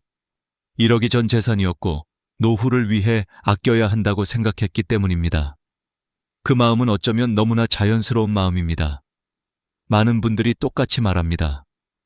나중에 하지, 조금 더 아끼면 괜찮겠지. 그런데 나중이라는 단어는 사람의 인생에서 가장 위험한 단어입니다. 미래에 대한 막연한 기대는 우리를 안심시키지만 동시에 지금 해야 할 일을 영원히 미루게 만듭니다. 최 어르신도 그랬습니다. 오늘 여행 가고 싶었지만 1년 뒤로 미뤘고, 악기를 배우고 싶었지만 다음 달로 미뤘습니다. 그리고 그 미루는 시간은 어느새 1년, 2년, 3년이 되어 흘러가 버렸습니다. 그러던 어느 봄날 아침 그는 갑자기 쓰러졌습니다. 뇌경색이었습니다. 구급차에 실려 병원으로 향하는 동안 그는 의식이 희미해지는 와중에도 가족에게 이렇게 말했습니다. 괜찮아. 조금 쉬면 되겠지. 하지만 현실은 그렇게 간단하지 않았습니다. 목숨은 건졌지만 오른쪽 팔다리에 힘이 빠져 걷기 어려운 상태가 되었고 말은 정확히 나오지 않았으며 긴 재활 치료 끝에도 예전처럼 돌아갈 수는 없었습니다. 의사는 조심스럽게 말했습니다. 장거리 여행은 어려우십니다. 오래 걷는 활동도 무리가 있습니다. 그때 최 어르신은 처음으로 자신이 무엇을 잃었는지 깨달았습니다. 그는 돈을 잃은 것이 아니라 할 수 있는 시간을 잃은 것이었습니다. 통장에는 여전히 9천만 원이 남아 있었지만 그 돈은 이제 아무 의미도 없었습니다. 여행을 갈 수 있는 다리가 없었고 악기를 잡을 수 있는 손에 힘도 없었습니다. 돈은 그대로지만 가능성은 사라진 것입니다. 이 절망은 돈으로도 치유되지 않았습니다. 병원 침대에 누워있는 동안 그는 수없이 울었습니다. 65세 때라도 갔어야 했는데, 아니, 66세 때라도, 67세 때라도 왜 이렇게 계속 미뤘을까? 눈물은 감정의 문제가 아니었습니다. 인생 전체를 향한 깊은 통탄이었고 뒤돌릴 수 없는 시간을 향한 간절한 후회였습니다. 그는 아내에게 말했습니다. 우리 여행 한 번은 갔어야 했는데 돈 아끼느라 인생을 잃었다. 그의 아내는 조용히 고개를 끄덕이며 말했습니다. 그러게 말이야. 뭐 하러 그렇게 참았을까? 이 부부의 대화는 많은 사람들의 마음을 찌릅니다. 우리가 평생 모아둔 돈의 목적은 무엇일까요? 언젠가 더 큰 불안에 대비하기 위한 것일까요? 아니면 살아있는 동안 누릴 수 있는 행복을 위해 쓰기 위한 것일까요? 최 어르신의 이야기는 이 질문에 답합니다. 건강이 잃으면 돈은 쓸모없다. 돈은 삶을 풍요롭게 만드는 도구이지 행복을 미루게 만드는 핑계가 되어서는 안 된다는 사실입니다. 이 이야기가 너무 특별한 예라고 생각할 수도 있습니다. 하지만 실제로 한국 노년층에서 뇌혈관 질환은 매우 흔한 질환입니다. 통계에 따르면 65세 이상의 인구 중 약 17%가 뇌경색 또는 뇌출혈의 전조 증상을 갖고 있으며 회복 후에도 절반 이상이 완전한 일상 복귀가 어렵습니다. 그리고 이 질병은 예고 없이 찾아옵니다. 그래서 나중에 하겠다는 말은 어쩌면 인생에서 가장 위험하고 치명적인 선택입니다. 최 어르신이 바로 그 증거입니다. 병원에서 퇴원한 뒤 그는 70세가 되었지만 어딜 가지 못했습니다. 재활치료를 위해 병원을 다녀오는 것 외에는 대부분 집안에서 텔레비전을 보며 지냈습니다. 여행 프로그램을 보면 그의 눈은 어느새 젖어 있었고 음악 프로그램을 보며 흐느꼈습니다. 나도 할 수 있었는데 그 말은 과거 자신에게 보내는 가장 쓰라린 고백이었습니다. 이제 그는 사람들에게 조언합니다. 미루지 마세요. 하고 싶은 건 지금 하세요. 내일은 없습니다. 오늘이 마지막이라고 생각하고 행동하세요. 그의 말에는 단순한 조언이 아니라 삶을 통째로 놓친 한 인간의 절실함이 담겨 있습니다. 우리는 그의 실패에서 배워야 합니다. 나중이라는 말이 얼마나 위험한지, 후회는 언제나 건강을 잃은 뒤 찾아온다는 것을 여러분에게 묻고 싶습니다. 지금 미루고 있는 것은 무엇입니까? 언젠가는 하겠다고 생각하고 있는 일이 무엇인가요? 그 언젠가는 정말 존재할까요? 최 어르신은 이렇게 말합니다. 할 수 있을 때 하세요. 하고 싶을 때 하세요. 지금 하세요. 그의 눈물과 후회는 여러분이 같은 실수를 하지 않기를 바라는 간절함에서 비롯된 것입니다. 이 이야기는 슬픈 비극이 아니라 지금 이 순간 우리에게 주어진 경고이며 동시에 새로운 삶의 문을 여는 신호입니다. 심리학은 우리가 왜 같은 실수를 반복하고 왜 후회를 두려워하면서도 미루기를 멈추지 못하는지 명확한 답을 제시합니다. 인간은 본능적으로 현재의 불편함을 피하려 하고 미래의 손실을 과소평가하는 경향이 있습니다. 이 현상을 심리학에서는 현재 편향이라고 부릅니다. 즉, 지금 돈을 쓰는 것이 아깝고, 지금 행동하는 것이 번거롭고, 지금 변하는 것이 두렵기 때문에 우리는 늘 내일로 미룹니다. 하지만 아이러니하게도 인생에서 가장 고통스러운 후회는 대부분 하지 않은 일에서 비롯된다는 것이 수십 년간의 연구에서 반복적으로 증명되었습니다. 미국 코넬대 심리학자 토머스 길로비치의 연구에 따르면 사람들은 나이가 들수록 행동의 후회보다 비행동의 후회를 훨씬 더 크게 느낀다고 합니다. 즉, 해봤다가 실패한 일은 시간이 지나면 흐려지고, 그래도 해봤다는 위로가 남지만, 하고 싶었지만 끝내 하지 않은 일은 평생 마음속에 상처처럼 남습니다. 이 연구는 60세 이후의 삶을 이해하는 데 매우 중요한 핵심을 제시합니다. 평생 자신을 위해 한 일이 너무 없었다는 깊은 허탈감이 이 나이에 갑자기 몰려오는 이유가 바로 여기에 있습니다. 여러분도 경험해 본 적이 있을 것입니다. 젊었을 때 하고 싶었던 일이 있지만 나중에 더 안정되면, 애들 크고 나면, 돈 좀 모으면 하겠다고 자신을 계속 설득했습니다. 그런데 그 나중은 한 번도 오지 않았습니다. 그리고 60이 되어 돌아보니 하고 싶었던 일들은 여전히 리스트에만 적혀 있고 내 인생은 온통 남을 위해 채워져 있었습니다. 이것이 바로 후회 이론의 본질입니다. 사람은 시도했다가 실패한 것보다 시도조차 하지 않은 선택을 훨씬 더 오래, 훨씬 더 깊게 후회합니다. 철학은 이 심리학적 진실에 또 다른 시각을 더합니다. 프랑스 철학자 사르트르는 인간은 자유롭도록 선고받았다고 말했습니다. 이 말은 멋있어 보이지만 사실은 인간에게 가장 잔인한 선언입니다. 왜냐하면 그는 이렇게 말합니다. 선택하지 않는 것도 결국 선택이다. 어떤 결정을 내리지 않고 미루는 것, 나중으로 넘기는 것 또한 똑같이 책임져야 할 결정이라는 뜻입니다. 우리는 흔히 아무것도 하지 않으면 안전하다고 착각하지만 현실에서는 아무것도 하지 않는 선택이 훨씬 더 큰 후회를 남깁니다. 여기에 더해 독일 철학자 니체는 춤출 수 없는 날은 헛되이 보낸 날이다 라고 말했습니다. 이 말은 단순한 비유가 아닙니다.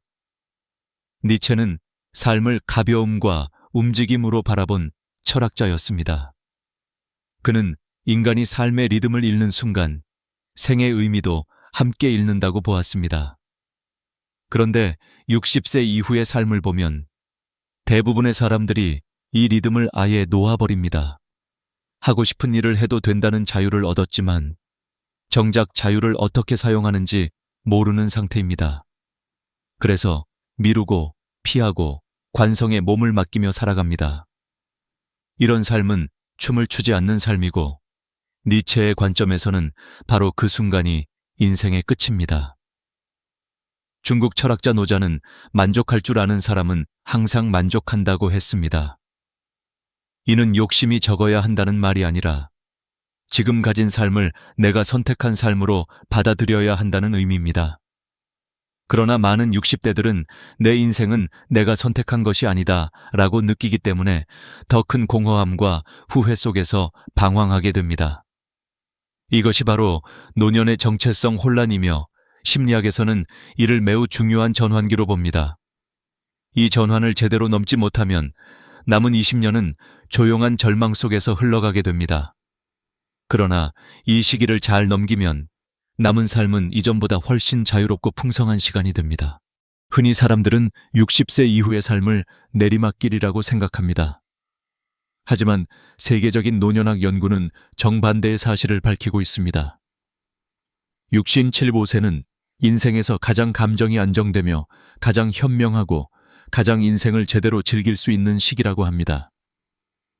스트레스는 줄어들고 감정 조절 능력은 높아지며 사소한 것에 감동할 줄 아는 감성은 더 깊어집니다. 다시 말해, 지금이야말로 인생에서 가장 행복할 수 있는 시기입니다. 단, 하나의 조건이 있습니다. 미루지 않고 선택하고 행동해야 한다는 것. 여기서 다시 최영수 어르신의 이야기가 떠오릅니다. 그는 선택하지 않았고 미루었고 결국 행동하지 않았습니다. 명백한 경고입니다. 우리 모두에게 주어진 시간은 무한하지 않으며 기회는 건강할 때만 의미가 있습니다. 철학과 심리학이 공통으로 말하는 핵심은 단 하나입니다. 후회 없는 삶을 살기 위해선 지금 당장 행동해야 한다는 것. 여러분은 지금 어떤 인생을 선택하고 있습니까? 미루고 있습니까? 아니면 시작하고 있습니까? 후회는 지나간 시간에서 오지만 변화는 지금 이 순간의 선택에서 시작됩니다. 이 선택은 누구도 대신해 줄 수 없습니다. 자식도, 배우자도, 친구도, 심지어 과거의 나조차도 대신할 수 없습니다. 오직 지금의 나만이 내 인생을 바꿀 수 있습니다. 철학자들이 말한 그 깊은 통찰은 사실 하나의 진실을 향해 있습니다. 지금이 아니면 평생 후회한다. 그리고 오늘 이 순간이 바로 여러분의 인생에서 가장 중요한 선택의 순간입니다. 60세 이후의 삶을 완전히 바꾸는 방법은 거창하거나 어려운 것이 아닙니다. 오히려 아주 작은 변화, 아주 작은 실천에서 시작됩니다. 하지만 이 작은 변화들이 쌓이면 여러분의 남은 20년은 완전히 다른 길로 흘러가게 됩니다. 저는 지금부터 6가지 실천 전략을 말씀드릴 겁니다. 이것은 단순한 조언이 아니라 실제로 수많은 노년학 연구, 심리학 연구, 그리고 현장에서 삶을 다시 되찾은 어르신들의 공통된 방식이었습니다. 이 방법들을 실천한 사람들은 남은 시간을 후회가 아니라 기쁨과 자유로 채울 수 있었습니다. 여러분도 똑같이 할 수 있습니다. 아니, 반드시 해야 합니다. 왜냐하면 지금부터의 시간은 여러분의 것이기 때문입니다. 첫 번째는 오늘 하고 싶은 것을 반드시 하는 것입니다. 우리는 평생 참아왔습니다. 먹고 싶은 음식도 참았고, 사고 싶은 옷도 참았고, 가고 싶은 여행도 참았습니다. 그런데 인생의 진실은 간단합니다. 지금 먹지 않으면 내일은 못 먹을 수도 있고, 지금 가지 않으면 다음 달은 더 아플 수도 있고, 올해 못 가면 내년엔 걷지 못할 수도 있다는 것입니다. 실제로 노년학 연구에 따르면 60세 이후 뇌졸중 심혈관 질환 발병률은 매년 8-12%씩 증가합니다. 건강이 언젠가 나빠지는 것이 아니라 매일 조금씩 나빠지고 있는 것입니다. 그런데도 우리는 건강이 영원할 것처럼 행동합니다. 오늘 먹고 싶은 음식이 있다면 드세요. 한우든 초밥이든 회든 무엇이든 드세요. 나를 위해 쓰는 돈이 아깝습니까? 그 돈을 아끼다가 몸이 이기지 못하면 그 순간부터는 아무것도 할 수 없습니다.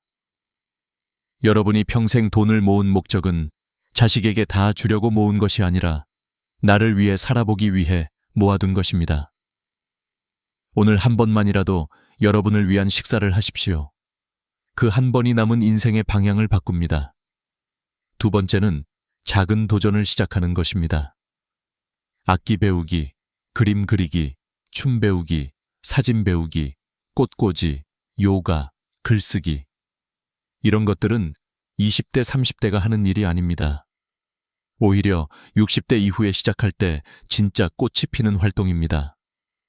왜냐하면 젊었을 때는 돈을 벌기 위해, 아이를 키우기 위해, 삶을 버티기 위해 살아왔지만 지금은 처음으로 나 자신을 위해 배울 수 있는 시간이기 때문입니다.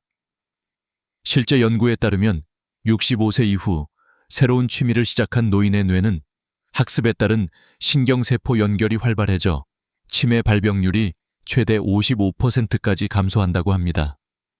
즉, 배우는 행위 자체가 건강을 지키는 가장 강력한 예방약입니다. 잘할 필요도 없습니다. 느려도 되고 서툴러도 됩니다. 중요한 것은 시작입니다. 여러분의 삶은 새로운 취미 하나만으로도 활기를 되찾습니다. 악기 한 곡을 배우고 그림 한 점을 완성하고 춤 한 동작을 익히는 그 과정 자체가 여러분의 인생을 다시 움직이게 만듭니다. 세 번째는 관계를 새롭게 만드는 것입니다. 60세 이후의 행복은 사람에서 나오고 70세 이후의 건강은 대화에서 나온다고 합니다. 실제로 사회적 관계가 활발한 노인은 평균 수명이 7년 더 길다는 연구도 있습니다. 오래된 친구에게 전화하십시오. 10년, 20년 연락이 끊겼던 사람도 괜찮습니다. 그냥 목소리 듣고 싶어서 전화했어. 이 한 문장만으로도 관계는 다시 연결됩니다. 그리고 새로운 친구를 사귀어야 합니다. 복지관, 취미 모임, 산책 모임, 노래 교실, 컴퓨터 교실, 어디든 괜찮습니다. 같은 관심사를 가진 사람은 금방 친해질 수 있습니다. 일주일에 한 번만 만나도 인생이 따뜻해집니다. 여러분은 혼자가 아닙니다. 관계는 노력해서 만드는 것이고, 노년의 외로움은 선택이 아니라 관리해야 하는 건강 문제입니다. 사람을 만나기 위해 한 걸음만 내디디면 그 한 걸음이 외로움을 막는 가장 강력한 백신이 됩니다. 네 번째는 감사하는 습관을 만드는 것입니다. 감사는 단순한 좋은 마음이 아닙니다. 의학적으로도 감사 표현은 스트레스를 낮추고 세로토닌을 증가시키며 면역력을 높이는 것으로 입증되었습니다. 아침에 눈을 뜨면 내가 오늘도 살고 있구나 라고 말해보세요. 걸을 수 있어서 감사하고, 밥을 먹을 수 있어서 감사하고, 누군가와 대화를 나눌 수 있어서 감사하십시오. 감사일기 3가지씩 쓰는 습관을 들이면 한 달 후 여러분의 인생은 완전히 달라집니다. 감사는 삶의 무게를 가볍게 만들고 마음의 병을 치료하는 힘이 있습니다. 5번째는 매일 몸을 움직이는 것입니다. 걷기는 노년의 만병통치약입니다. 하루 30분, 천천히라도 꾸준히 걸으면 심장 기능이 좋아지고 허리 통증이 줄어들고 우울감이 40% 감소한다는 연구도 있습니다. 특히 다리에 근육이 유지되는 것이 노년 건강의 핵심입니다. 다리는 제2의 심장이라고 불립니다. 다리가 튼튼하면 병원에 덜 가고 마음도 덜 우울해집니다. 스트레칭, 가벼운 요가, 동네 산책, 무엇이든 좋습니다. 움직이는 순간 인생은 다시 앞으로 갑니다. 6번째는 웃음을 잃지 않는 것입니다. 웃는 얼굴은 수명을 늘리고 심장을 보호하고 스트레스를 녹입니다. 억지로라도 웃어보세요. 거울 앞에서 웃어보고 웃긴 영상 보고 소리내서 웃어보세요. 웃음은 기적을 만드는 힘이 있습니다. 특히 60세 이후의 행복은 표정에서 시작됩니다. 웃는 얼굴을 가진 사람은 어디를 가도 환영받고 누구와 있어도 편안함을 줍니다. 이 6가지는 단순한 조언이 아니라 남은 인생을 지키는 가장 강력한 실천법입니다. 그리고 중요한 것은 미루지 않는 것입니다. 오늘부터, 지금부터, 이 순간부터 여러분 자신을 위해 살아야 합니다. 더 이상 남을 위해 사느라 인생을 허비하지 마십시오. 지금부터가 진짜 여러분의 삶입니다. 오늘이 지나면 다시는 돌아오지 않습니다. 이 순간을 어떻게 쓰느냐가 앞으로의 10년, 20년을 결정합니다. 앞에서 말씀드린 6가지 실천은 단순한 조언이 아니라 수많은 사람이 실제로 삶을 되찾고 행복을 회복한 검증된 방식입니다. 하지만 여기서 가장 중요한 것은 지금 시작하는 용기입니다. 많은 분들이 결심은 잘합니다. 내일부터 해야지. 다음 달에 해볼까? 조금 더 준비되면 시작해야지. 하지만 현실은 냉정합니다. 준비되는 때는 오지 않습니다. 완벽한 날도, 완벽한 마음도, 완벽한 상황도 존재하지 않습니다. 오직 지금뿐입니다. 그리고 지금 하지 않으면 영원히 미뤄지게 됩니다. 여러분의 인생은 이제 새로운 국면으로 접어들었습니다. 60세 이후의 시간은 젊을 때처럼 무한하지 않습니다. 남은 시간은 한정되어 있고 이 한정된 시간이 오히려 더 소중합니다. 젊을 때는 시간이 많아서 낭비할 수 있었지만 지금은 단 하루도 허투루 흘려보내선 안 됩니다. 이것은 두려움이 아니라 기회입니다. 왜냐하면 지금부터의 시간은 의무가 아니라 자유로 가득한 시간이기 때문입니다. 더 이상 자식을 위해 희생할 필요도 없고 회사의 눈치를 볼 필요도 없고, 체면 때문에 하고 싶은 것을 참을 필요도 없습니다. 이제야 비로소 진짜 여러분의 인생을 살 차례입니다. 여기서 여러분께 한 가지 중요한 질문을 드리고 싶습니다. 남은 인생을 누구를 위해 살고 싶으십니까? 그동안은 남을 위해 살았다면 이제는 나를 위해 살아야 합니다. 사르트르는 인간은 스스로를 선택하는 존재라고 했습니다. 지금 여러분은 어떤 나를 선택하고 있습니까? 후회하는 나입니까? 미루는 나입니까? 아니면 지금 바로 시작하는 나입니까? 선택은 여러분의 몫입니다. 하지만 기억하십시오. 선택하지 않는 것도 선택이며 미루는 것도 선택입니다. 그리고 그 결과는 오롯이 여러분에게 남습니다. 지금부터 달라져야 합니다. 이제는 두려움보다 자신을 사랑하는 마음이 더 커져야 합니다. 지금부터는 미루는 습관을 버리고 언젠가라는 말 대신 오늘이라는 단어를 선택해야 합니다. 지금부터는 누군가를 위해서가 아니라 나 자신을 위해 살겠다는 결심이 필요합니다. 여러분은 충분히 그럴 자격이 있습니다. 여러분은 평생 희생했고, 헌신했고, 버텨왔고, 싸워왔습니다. 이제 삶이 여러분에게 보상해야 합니다. 이제 행복해질 차례입니다. 오늘부터 달라지는 삶을 위한 구체적인 첫걸음은 거창할 필요가 없습니다. 다음 중 하나만 당장 실행해 보십시오. 오늘 먹고 싶은 음식을 먹기, 오래 미룬 사람에게 전화하기, 가보고 싶던 곳에 30분만 산책하러 가기, 하고 싶었던 취미를 검색해 등록하기, 거울을 보며 억지로라도 미소 짓기, 책상 앞에서 감사한 일 3가지 적기. 이 중 하나만 해도 인생의 공기가 바뀝니다. 왜냐하면 행동하는 순간 삶이 움직이기 때문입니다. 지금 한 걸음은 작아 보이지만 그 한 걸음이 6개월 뒤에 여러분을 완전히 바꿉니다.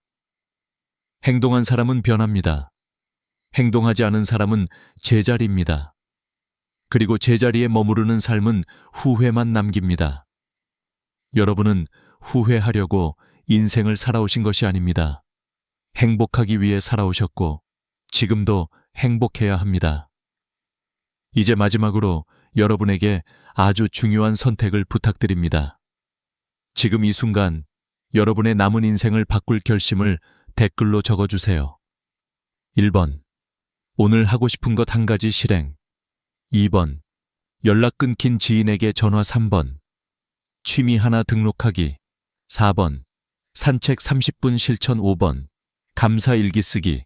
6번. 억지로라도 웃어보기. 어느 번호든 상관없습니다. 여러분이 적는 그 댓글 하나가 여러분의 인생을 바꾸는 첫 서명입니다. 그리고 여러분의 그 한 글자가 이 영상을 보는 다른 어르신들에게도 용기와 희망이 됩니다. 우리는 함께 나아갈 수 있고 함께 행복해질 수 있습니다. 여러분이 혼자가 아니라는 사실을 잊지 마십시오. 여러분의 삶을 응원하는 사람들이 있고 여러분의 행복을 바라는 마음들이 있습니다. 저 역시 그중 한 사람입니다. 여러분은 소중한 사람이고 사랑받을 가치가 있는 사람입니다. 남은 인생은 지금까지보다 훨씬 더 밝고 더 따뜻하고 더 풍요로운 시간이 될 수 있습니다. 오늘부터 자신을 사랑하고 오늘부터 자신을 위해 살고 오늘부터 후회 없는 하루를 만들어 가십시오. 저는 여러분이 행복하게 나이 들어가는 그날까지 함께하겠습니다. 여러분의 내일이 오늘보다 더 환하고 더 평온하고 더 즐겁기를 진심으로 기원합니다. 나이가 들수록 저는 종종 이런 말을 입에 올리곤 했습니다. 내가 젊을 땐 말이야. 우리 때는 말이야. 어느 날은 손주와 밥을 먹다가도 어느 날은 지인들과 모임에 나갔다가도 자연스럽게 과거 이야기가 튀어나왔습니다. 처음엔 다들 웃으며 들어줍니다. 그땐 그랬죠. 맞아요. 하지만 시간이 조금만 지나도 상대의 표정이 달라지는 걸 저는 몇 번이나 보았습니다.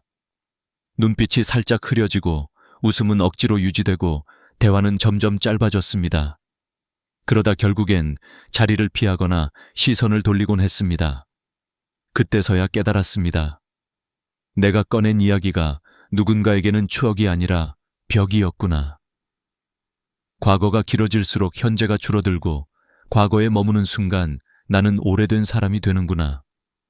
사람은 누구나 자기 시대를 자랑하고 싶은 마음이 있습니다. 나 역시 그랬습니다. 전쟁도 겪고 가난도 버티고 치열하게 일하며 살아온 세월을 누군가에게 인정받고 싶었습니다. 하지만 어느 날 한 손주가 이렇게 말했습니다. 할아버지, 옛날 얘기도 좋지만 지금 이야기도 듣고 싶어요. 그 말이 제 마음속에 깊게 박혔습니다. 나는 지금의 삶을 얼마나 살고 있었나. 젊은 날의 추억만 붙들고 내가 살아가는 시대를 놓치며 살고 있었던 건 아닐까. 과거에 갇힌 사람은 늙어 보이고 현재를 사는 사람은 젊어 보인다는 말이 있습니다. 저는 그 말의 뜻을 늦게야 이해했습니다. 과거는 아름다울 수 있지만 그곳에 머무르는 순간 나는 더 이상 앞으로 나아가지 못했습니다. 그러면서 저는 스스로에게 질문을 던졌습니다. 왜 사람들은 과거 얘기를 싫어할까? 답은 생각보다 단순했습니다. 과거는 나에게 의미 있지만 상대에게는 그렇지 않을 수 있다는 겁니다. 특히 젊은 사람들에게 과거는 익숙함이 아닌 부담일 수 있습니다. 손주는 스마트폰으로 공부하고 딸과 아들은 지금의 경제 속도를 따라가고 세상은 예전과는 완전히 다른 방식으로 흘러갑니다. 그런데 내가 우리가 맞다, 예전이 맞다고 고집하는 순간 대화는 즉시 현재에서 끊어집니다. 그 끊어짐이 쌓이면 서로의 마음도 멀어지게 됩니다.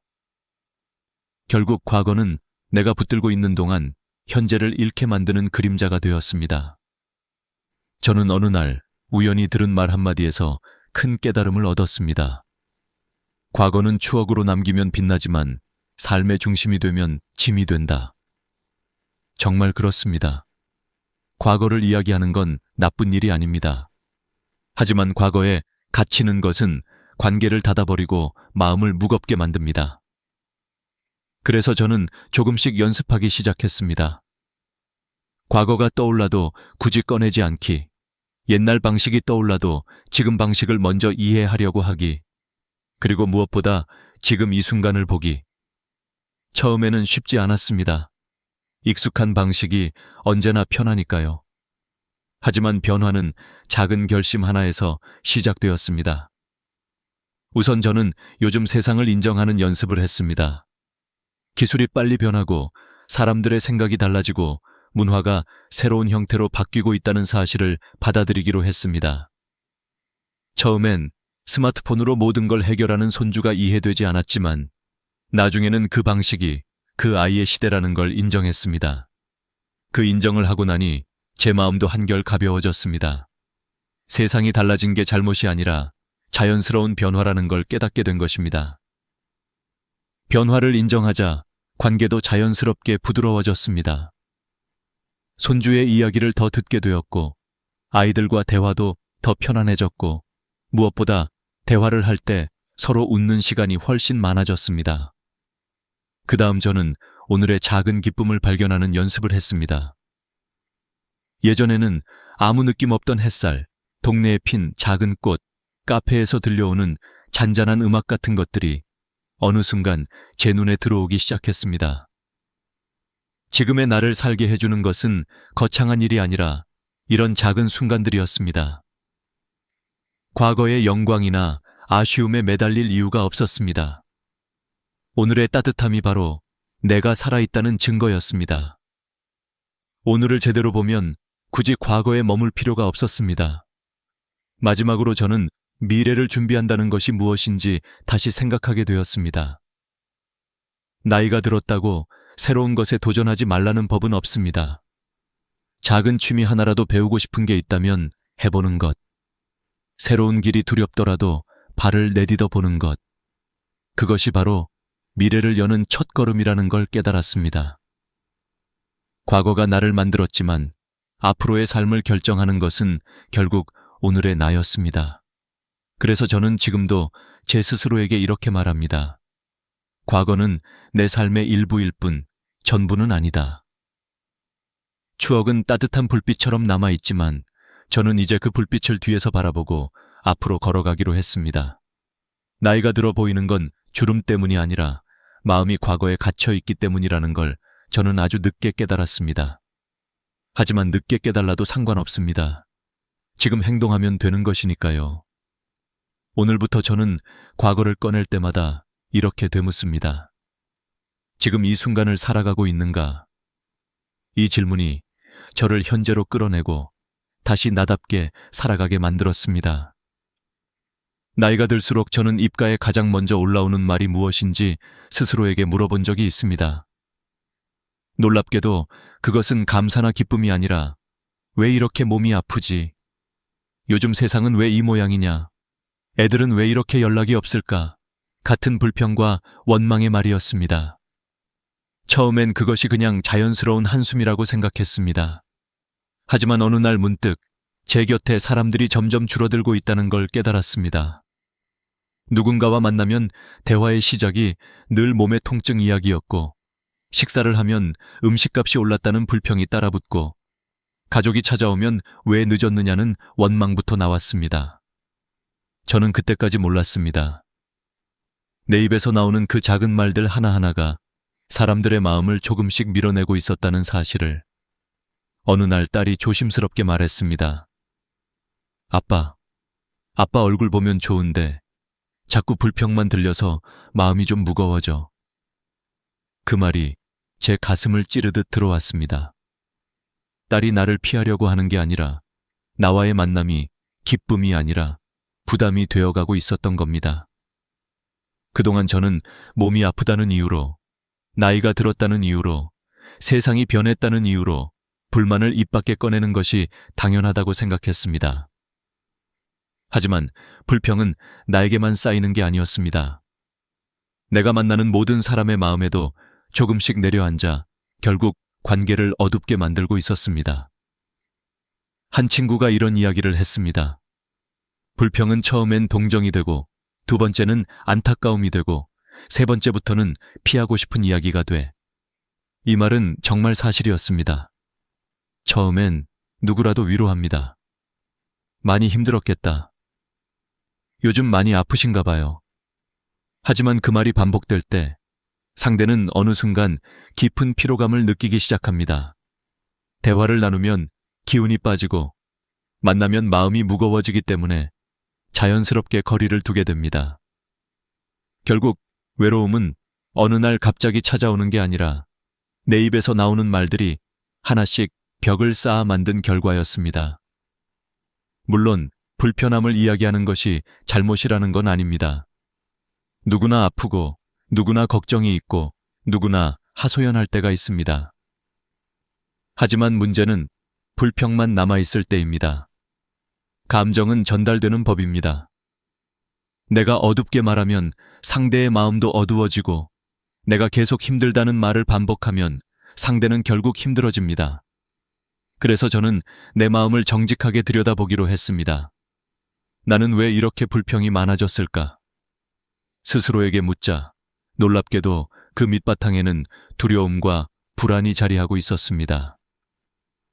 몸이 예전 같지 않은 것에 대한 두려움, 세상이 너무 빨리 변해 따라가지 못할 것 같은 불안, 자식에게 짐이 될까 두려운 마음, 그 감정들을 숨기기 위해 나는 불평이라는 옷을 입히고 있었던 겁니다. 그 사실을 깨닫고 난 뒤 저는 조금 다른 선택을 해보았습니다. 아픈 이야기를 할 때에도 한마디를 덧붙이기 시작했습니다. 허리가 아파서 힘들었는데 그래도 네 얼굴 보니까 살겠네. 그 한 문장이 분위기를 완전히 바꿨습니다. 딸은 미소를 지었고 손주는 제 손을 잡으며 할아버지 빨리 좋아지면 좋겠다고 말했습니다. 불평이 관계를 멀어지게 한다면 감사는 관계를 다시 붙여주는 끈이 된다는 걸 저는 그 경험을 통해 알게 되었습니다. 제가 만난 한 노신사는 항상 이렇게 말했습니다. 원망은 내 얼굴을 늙게 만들고 감사는 내 마음을 젊게 만든다. 처음엔 그 말이 단순한 좋은 말이라고 생각했지만 지금은 그 의미를 누구보다도 깊이 이해합니다. 원망은 깊어질수록 눈빛을 흐리게 만들고 목소리를 낮게 만들고 사람을 무겁게 만듭니다. 반대로 감사는 작아도 빛이 납니다. 오늘 누군가와 함께 밥을 먹을 수 있었던 것, 나를 찾아와 준 가족이 있다는 것, 잠시라도 웃을 수 있는 순간이 있다는 것. 이런 작은 감사를 말하는 순간 사람들의 표정이 따뜻해지고 마음이 부드러워졌습니다. 그래서 저는 작은 실천을 스스로에게 약속했습니다. 하루에 한 번, 누구에게든 감사의 말을 전하기. 전화를 끊기 전에 고마워. 식사를 마치고 오늘 와줘서 좋았다. 손주에게 네가 있어서 참 기쁘다. 그 한 문장이 관계를 단단하게 만들고 제 마음도 밝아지게 만들었습니다. 불평이 나오는 순간 저는 잠시 멈춰서 스스로에게 묻습니다. 지금 이 말이 나를 밝게 하는가? 아니면 어둡게 하는가? 그 질문 하나가 제 하루를 조금씩 바꿔놓았습니다. 불평은 습관입니다. 하지만 감사도 습관이 될 수 있습니다. 한 번의 감사가 내 삶을 바꾸진 않지만 100번의 감사는 내 마음을 바꿉니다. 저는 이제 더 이상 세상을 원망하며 살지 않기로 했습니다. 나이가 들수록 잃는 것이 많아지는 건 사실이지만 감사할 것도 함께 많아진다는 걸 저는 뒤늦게 알았습니다. 그리고 그 깨달음은 제 노년을 다시 따뜻하게 만들었습니다. 원망보다 감사가 많은 사람, 불평보다 미소가 많은 사람, 그런 사람이 되는 게 바로 지혜로운 삶이 아닐까요? 나이가 들수록 가장 많이 듣는 말이 있습니다. 건강이 최고다. 하지만 저는 그 말을 너무 당연하게만 받아들였습니다. 마치 날씨 얘기처럼 누구나 하는 말, 특별할 것 없는 말로 여겼습니다. 그러다 어느 날 이 말의 진짜 무게를 뼈저리게 깨닫는 순간이 찾아왔습니다. 그날도 별다른 이상은 없었습니다. 밥도 잘 먹었고 산책도 했고 특별히 힘든 일도 없었습니다. 그런데 밤이 되자 갑자기 숨이 가빠지고 가슴이 조여드는 듯한 통증이 밀려왔습니다. 처음엔 좀 쉬면 괜찮아지겠지 라고 스스로를 달래며 그저 누워 있었습니다. 하지만 통증은 사라지지 않고 오히려 더 깊어졌습니다. 결국 가족이 급히 병원으로 데려갔고 의사는 조용한 목소리로 말했습니다. 조금만 늦었어도 위험했습니다. 경고 신호가 있었을 텐데 그냥 넘기셨죠? 그 말이 제 가슴을 쿵 하고 때렸습니다. 돌이켜보니 정말 그랬습니다. 며칠 전부터 숨이 조금씩 차오르고 오래 걷기 힘들었고 밤마다 몸이 쉽게 피곤해졌습니다. 하지만 저는 그 모든 신호를 나이 들어서 그렇지 라는 한마디로 무시했습니다. 나이 들면 누구나 그런 줄 알았고 병원 가는 게 귀찮기도 했고 괜히 검사 받았다가 큰 병이라 하면 더 무서울까 싶었습니다. 그렇게 미룬 하루하루가 결국 제 몸 안에서 숨겨진 폭탄의 뇌관을 키우고 있었던 겁니다. 입원 후 처음으로 시간을 들여 제 몸을 들여다보았습니다. 나이가 들면 몸이 약해지는 건 당연합니다. 하지만 그 약해진 몸을 더 흐트러뜨릴 것인지 아니면 조금이라도 지켜낼 것인지는 결국 내 선택이라는 것을 깨달았습니다. 의사 말처럼 몸은 갑자기 무너지는 게 아닙니다. 매일 보내는 작은 신호들, 조금씩 길어지는 숨, 쉽게 지치는 다리, 평소와 다른 맥박, 그 모든 것이 위험을 조용히 알리고 있었던 겁니다. 병실 창가에 앉아 밖을 바라보며 저는 스스로에게 질문했습니다. 지금까지 나는 내 몸을 어떻게 대했을까? 답은 부끄럽기만 했습니다. 젊을 땐 바쁘다는 이유로, 나이가 들자 귀찮다는 이유로, 통증이 와도 버티면 된다는 생각으로 건강을 너무 가볍게 여겼습니다. 그런데 아이러니하게도 나이가 들면 들수록 건강은 옵션이 아니라 생명줄이 됩니다. 오늘은 괜찮아 보여도 내일의 보장을 주지 않는 것이 바로 노년의 몸입니다. 이번 기간 동안 저는 여러 환자들과 이야기를 나누었습니다. 어떤 어르신은 이렇게 말했습니다. 내가 젊을 때는 돈 벌려다가 몸을 버렸고 늙어서 몸이 망가지니 돈이 있어도 소용이 없더라. 또 다른 할머니는 말했습니다. 병원 와서야 알았지. 몸이 아프면 모든 게 멈춘다는 걸. 우리 모두 늦게 깨닫는 것뿐이지 진실은 늘 같았습니다. 돈은 다시 모을 수 있어도 잃은 건강은 쉽지 않다는 것. 그래서 저는 제가 바꿀 수 있는 것부터 하나씩 실천하기로 했습니다. 첫째, 정기검진을 거르지 않기로 했습니다. 검진은 내 몸을 들여다보는 창문입니다. 아프기 전에 발견하면 살 수 있지만 아프고 나서야 찾으면 이미 늦는 경우가 많습니다. 둘째, 운동을 멈추지 않기로 결심했습니다. 운동이라는 단어가 거창하게 들릴 필요는 없습니다. 빠르게 걸을 필요도 무거운 것을 들 필요도 없습니다. 하루 20분만이라도 꾸준히 걸으면 혈류가 달라지고 관절이 열리고 마음이 밝아집니다. 셋째, 식습관을 바로잡기로 했습니다. 늦은 밤에 먹던 간식, 스트레스 받으면 손이 가던 단 음식들, 그 모든 게 쌓여 내 몸을 천천히 망가뜨리고 있었다는 걸 깨달았습니다. 이제는 조금 덜 먹고 조금 더 천천히 먹고 물을 자주 마시는 것만으로도 몸이 가벼워지는 것이 느껴졌습니다. 넷째, 수면을 소중히 하기로 했습니다. 나이 들면 잠이 줄어드는 건 사실입니다. 하지만 없는 잠을 억지로 미루면 몸이 더 빨리 상합니다. 몸이 피곤해지면 마음도 불안해지고 면역도 떨어지고 병이 스며들기 좋은 틈이 생깁니다. 그래서 저는 잠을 시간 낭비가 아니라 생명 유지라고 생각하기로 했습니다. 병원에서 퇴원하던 날 의사가 마지막으로 한 말이 오래 기억에 남습니다. 건강은 젊을 때보다 나이 든 뒤가 더 중요합니다. 왜냐하면 젊을 땐 다시 일어설 힘이 있지만 나이가 들면 한 번의 실수가 회복되지 않기 때문입니다. 그 말은 제 삶을 완전히 바꿔놓았습니다. 지금의 저는 건강을 언젠가 챙길 것이 아니라 오늘 반드시 지켜야 할 것이라고 생각합니다. 왜냐하면 건강은 나의 마지막 삶을 지탱해 줄 유일한 기둥이기 때문입니다. 그리고 저는 깨달았습니다.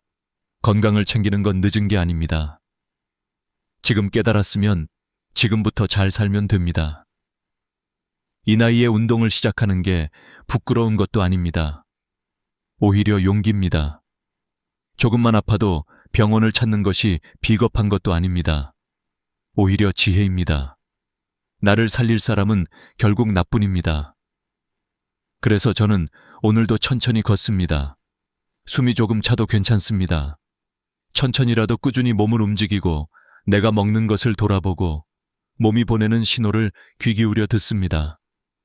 건강한 노년은 갑자기 주어지는 선물이 아니라 매일 쌓아 올리는 작은 선택들의 결과입니다.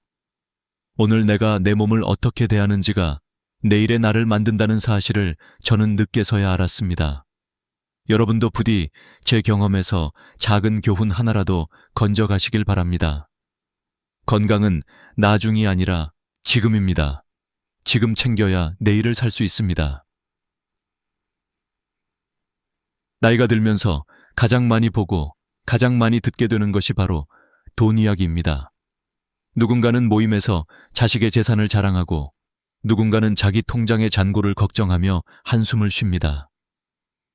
저 역시 젊을 땐 돈을 중심으로 판단했고 돈이 많으면 성공한 것이고 적으면 실패한 것이라고 생각하던 시절이 있었습니다. 하지만 1살, 2살 나이를 더 먹고 인생의 굴곡을 지나오면서 저는 깨달았습니다. 노년을 가장 불행하게 만드는 것은 가난이 아니라 돈에 대한 태도라는 것을. 어느 날 오래 알고 지내던 지인들과 모임이 있었습니다. 다들 나이가 비슷해서 그런지 자연스럽게 은퇴 후 생활이 어떠냐는 이야기가 오갔습니다. 한 분이 술 한 모금을 들이키며 말했습니다. 나는 말이야, 땅을 사둔 게 크게 올라서 걱정 없어. 우리 아들은 벌써 집 2채야. 말 자체는 자랑일 수 있지만 문제는 그 말이 대화의 대부분을 차지한다는 것이었습니다. 처음엔 다들 대단하시네요 하고 미소를 지었지만 시간이 지날수록 분위기는 조금씩 굳어졌습니다. 어떤 분은 조용히 물만 마셨고 한 분은 시선을 떨구며 말없이 자리만 만지작거렸습니다. 그리고 저는 깨달았습니다.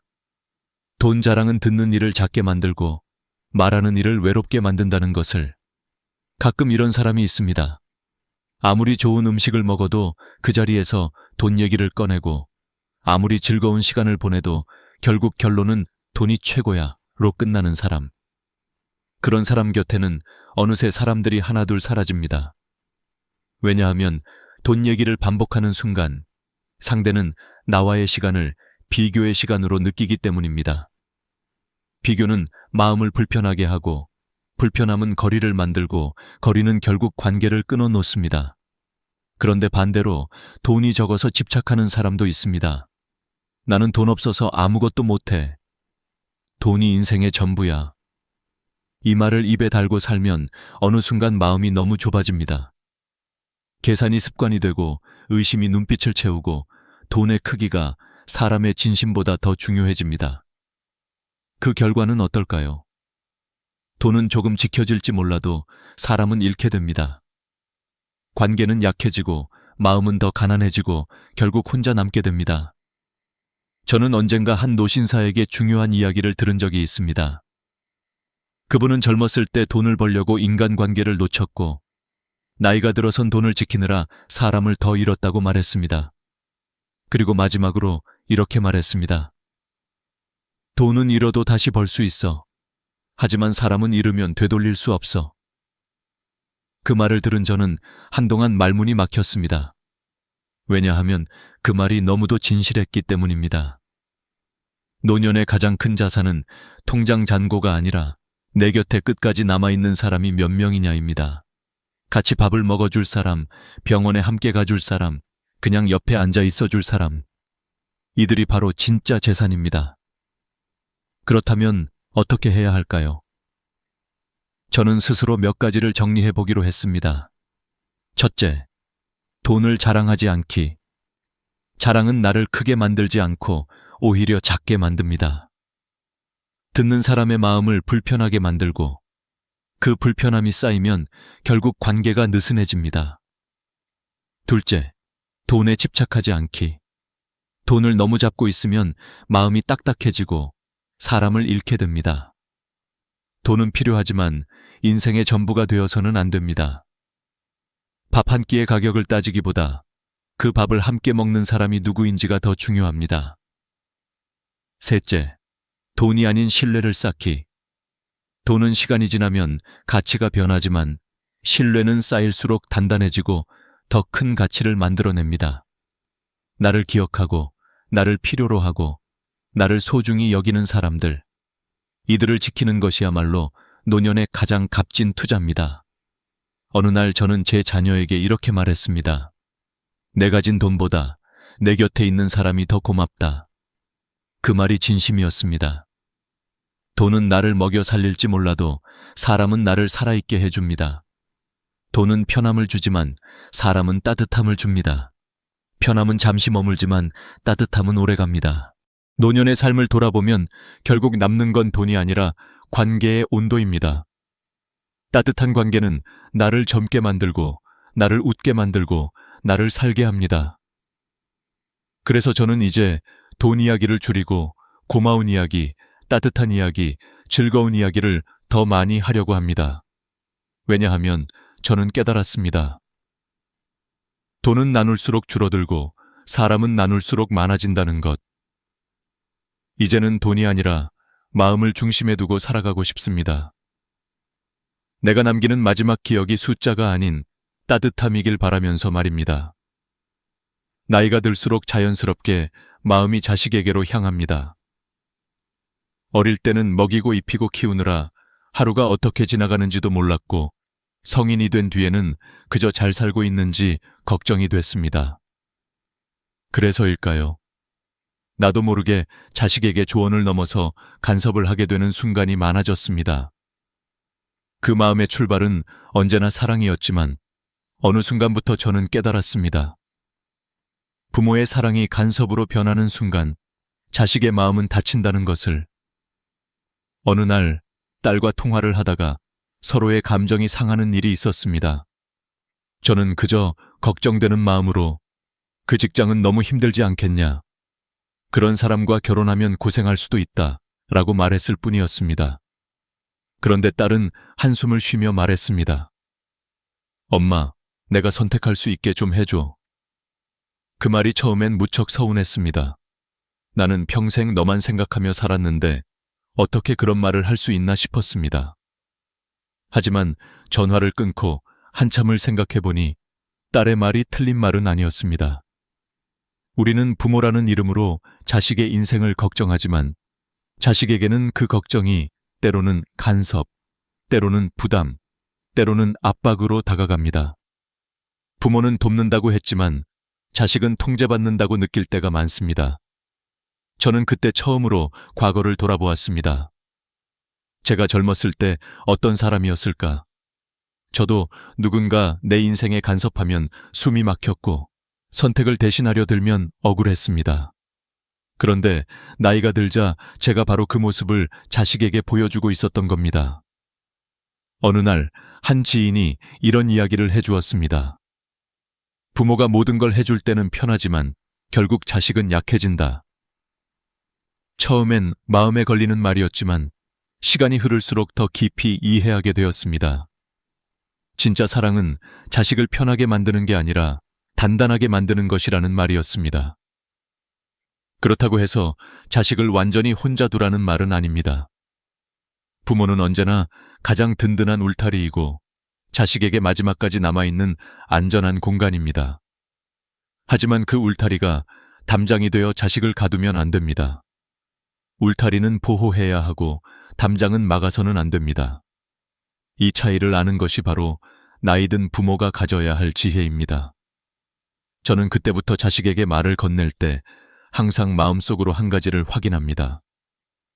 이 말이 자식을 돕는 말인가, 묶는 말인가. 그러고 나서야 비로소 입을 열도록 노력합니다. 한 번은 아들이 새로운 도전을 하겠다며 회사를 그만두겠다고 말했습니다. 예전 같았으면 지금 경제가 어떤데? 안정적인 직장 놓치면 후회한다 하며 말렸을 겁니다. 하지만 이번에는 다르게 말했습니다. 네가 하고 싶은 길이면 나는 네 편이야. 다만 위험을 잘 생각하고 준비만 해라. 그 말에 아들은 잠시 눈시울을 붉히며 말했습니다. 엄마가 그렇게 말해준 건 처음이에요. 그 순간 저는 깨달았습니다. 자식은 충고가 필요한 것이 아니라 지지가 필요한 거였다는 것을. 자식의 인생은 자식이 살아야 합니다.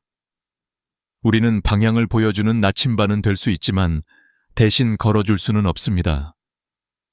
대신 걸어주려 하면 결국 그 아이는 자기 다리로 설 기회를 잃습니다. 또 하나 중요한 것이 있습니다. 부모가 너무 깊이 개입하면 자식은 어느 순간 숨기기 시작합니다. 내가 말하면 잔소리할까봐, 내가 말하면 걱정할까봐, 내가 말하면 상처받을까봐. 이렇게 마음이 다치기 시작하면 대화가 줄어들고, 대화가 줄어들면 관계도 점점 멀어집니다. 그래서 간섭을 줄인다는 건 자식을 방치하는 것이 아니라 오히려 더 깊은 신뢰를 쌓는 과정입니다.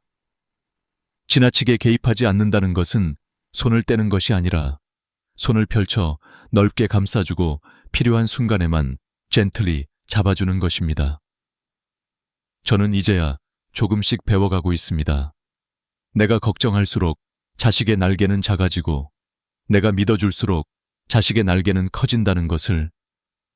부모의 사랑은 자식을 묶어두는 끈이 아니라 날아오르게 만드는 바람이어야 합니다. 뛰어오르기가 두려울 때 살짝 밀어주는 바람, 넘어졌을 때 뒤에서 조용히 받쳐주는 바람, 그리고 아주 멀리 떠나도 여전히 따뜻함을 잃지 않는 바람. 저는 이제 이렇게 믿습니다. 지혜로운 부모란 자식의 길을 대신 걸어주지 않는 부모다. 간섭이 아닌 존중, 통제가 아닌 신뢰. 이 두 가지가 부모가 자식에게 줄 수 있는 가장 큰 선물입니다. 그리고 언젠가 자식이 제게 이렇게 말하기를 바라봅니다. 엄마는 나를 얽매지 않았어요. 그래서 내가 내 인생을 살 수 있었어요. 그 한마디면 부모로서 더 바랄 것이 없을 것 같습니다. 나이가 들면서 제가 가장 많이 되뇌는 말이 있습니다. 나중에 하지. 내일 하면 되지. 젊을 때는 이 말이 참 편했습니다. 기회는 계속 올 것 같고, 내일은 반드시 찾아올 것 같고, 시간이 많다고 믿었습니다. 하지만 세월은 우리에게 조용히 알려줍니다. 나중이라는 시간은 존재하지 않을 수도 있다는 것을. 저는 몇 년 전 한 친구를 잃었습니다. 평소 아주 건강했던 친구였고, 늘 은퇴하면 여행 다니자고 이야기하던 사이였습니다. 그런데 친구는 늘 말했습니다. 지금은 바빠. 나중에 가자. 좀 더 여유 생기면. 여행 계획은 늘 나중으로 미뤄졌고, 결국 우리는 한 번도 여행을 떠나지 못했습니다. 그리고 어느 날 갑작스런 병으로 친구는 세상을 떠났습니다. 장례식장에서 저는 가슴이 뻐근하게 아파왔습니다. 그 친구와 함께 찍을 수 있었던 수백 장의 사진, 함께 걸을 수 있었던 수많은 길, 나눌 수 있었던 이야기들, 모두 나중이라는 말 아래 영원히 사라져버렸습니다. 그때 처음 느꼈습니다. 나중은 기회가 아닙니다. 나중은 환상입니다. 오늘만이 현실입니다. 노년기에 접어들수록 미루지 않는 삶이 얼마나 중요한지 더 깊게 느끼게 됩니다. 몸은 예전 같지 않고 체력은 금방 떨어지고 하고 싶은 일도 점점 제한됩니다. 그러니 오늘 할 수 있는 일은 반드시 오늘 해야 합니다. 어느 날 TV에서 한 할머니의 이야기를 들었습니다. 그 할머니는 85세가 되어서야 비로소 피아노를 배우기 시작했습니다. 사람들은 이렇게 물었습니다. 그 나이에 무슨 피아노예요? 그러자 할머니는 웃으며 대답했습니다. 그래도 오늘이 앞으로 남은 인생에서 가장 젊은 날이에요. 그 말이 제 마음을 깊이 흔들었습니다. 지금이 가장 젊은 시간이고 지금이 가장 빠른 순간이라는 진실. 나이가 들면 행동이 느려지고 시작하기가 더 두려워집니다. 하지만 시작하지 않으면 아무것도 바뀌지 않습니다. 저는 최근에 작은 도전을 해보기로 했습니다.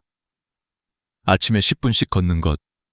별것 아닌 것 같지만 그 10분이 제 하루를 바꾸기 시작했습니다.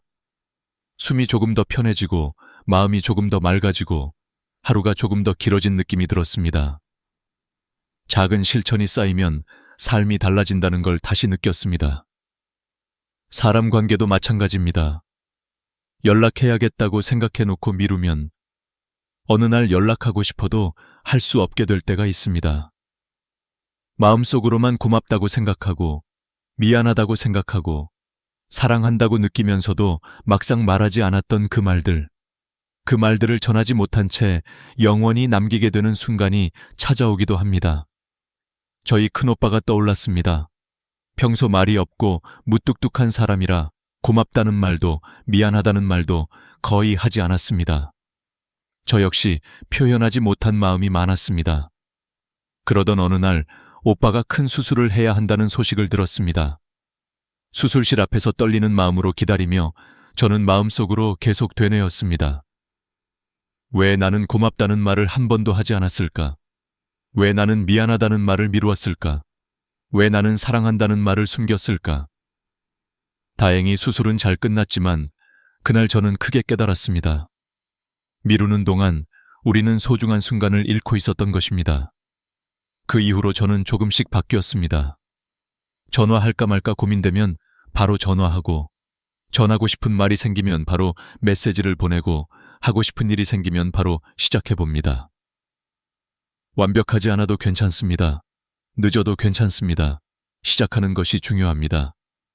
오늘 할 수 있는 일을 내일로 미루지 않는 이유는 간단합니다. 내일은 약속된 날이 아니기 때문입니다.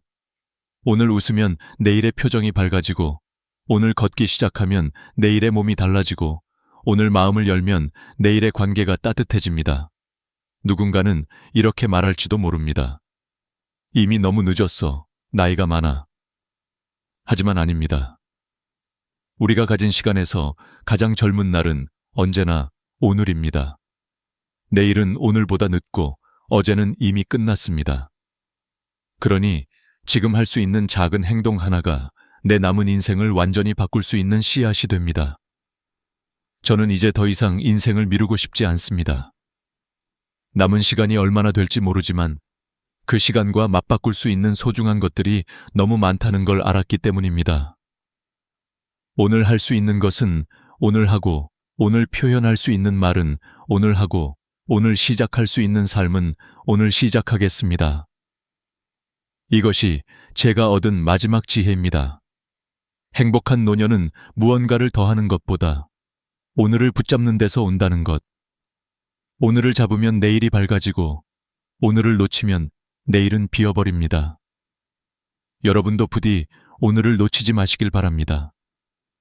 오늘의 작은 선택이 내일을 바꾸고 오늘의 실천이 남은 인생을 더 따뜻하게 만들어줄 것입니다. 지금까지 긴 이야기 함께 해주셔서 진심으로 감사드립니다. 내용이 조금이라도 마음에 와닿았다면 구독과 좋아요 부탁드립니다. 여러분의 황금빛 노년을 진심으로 응원합니다. 다음 영상에서 더 좋은 이야기로 찾아뵙겠습니다.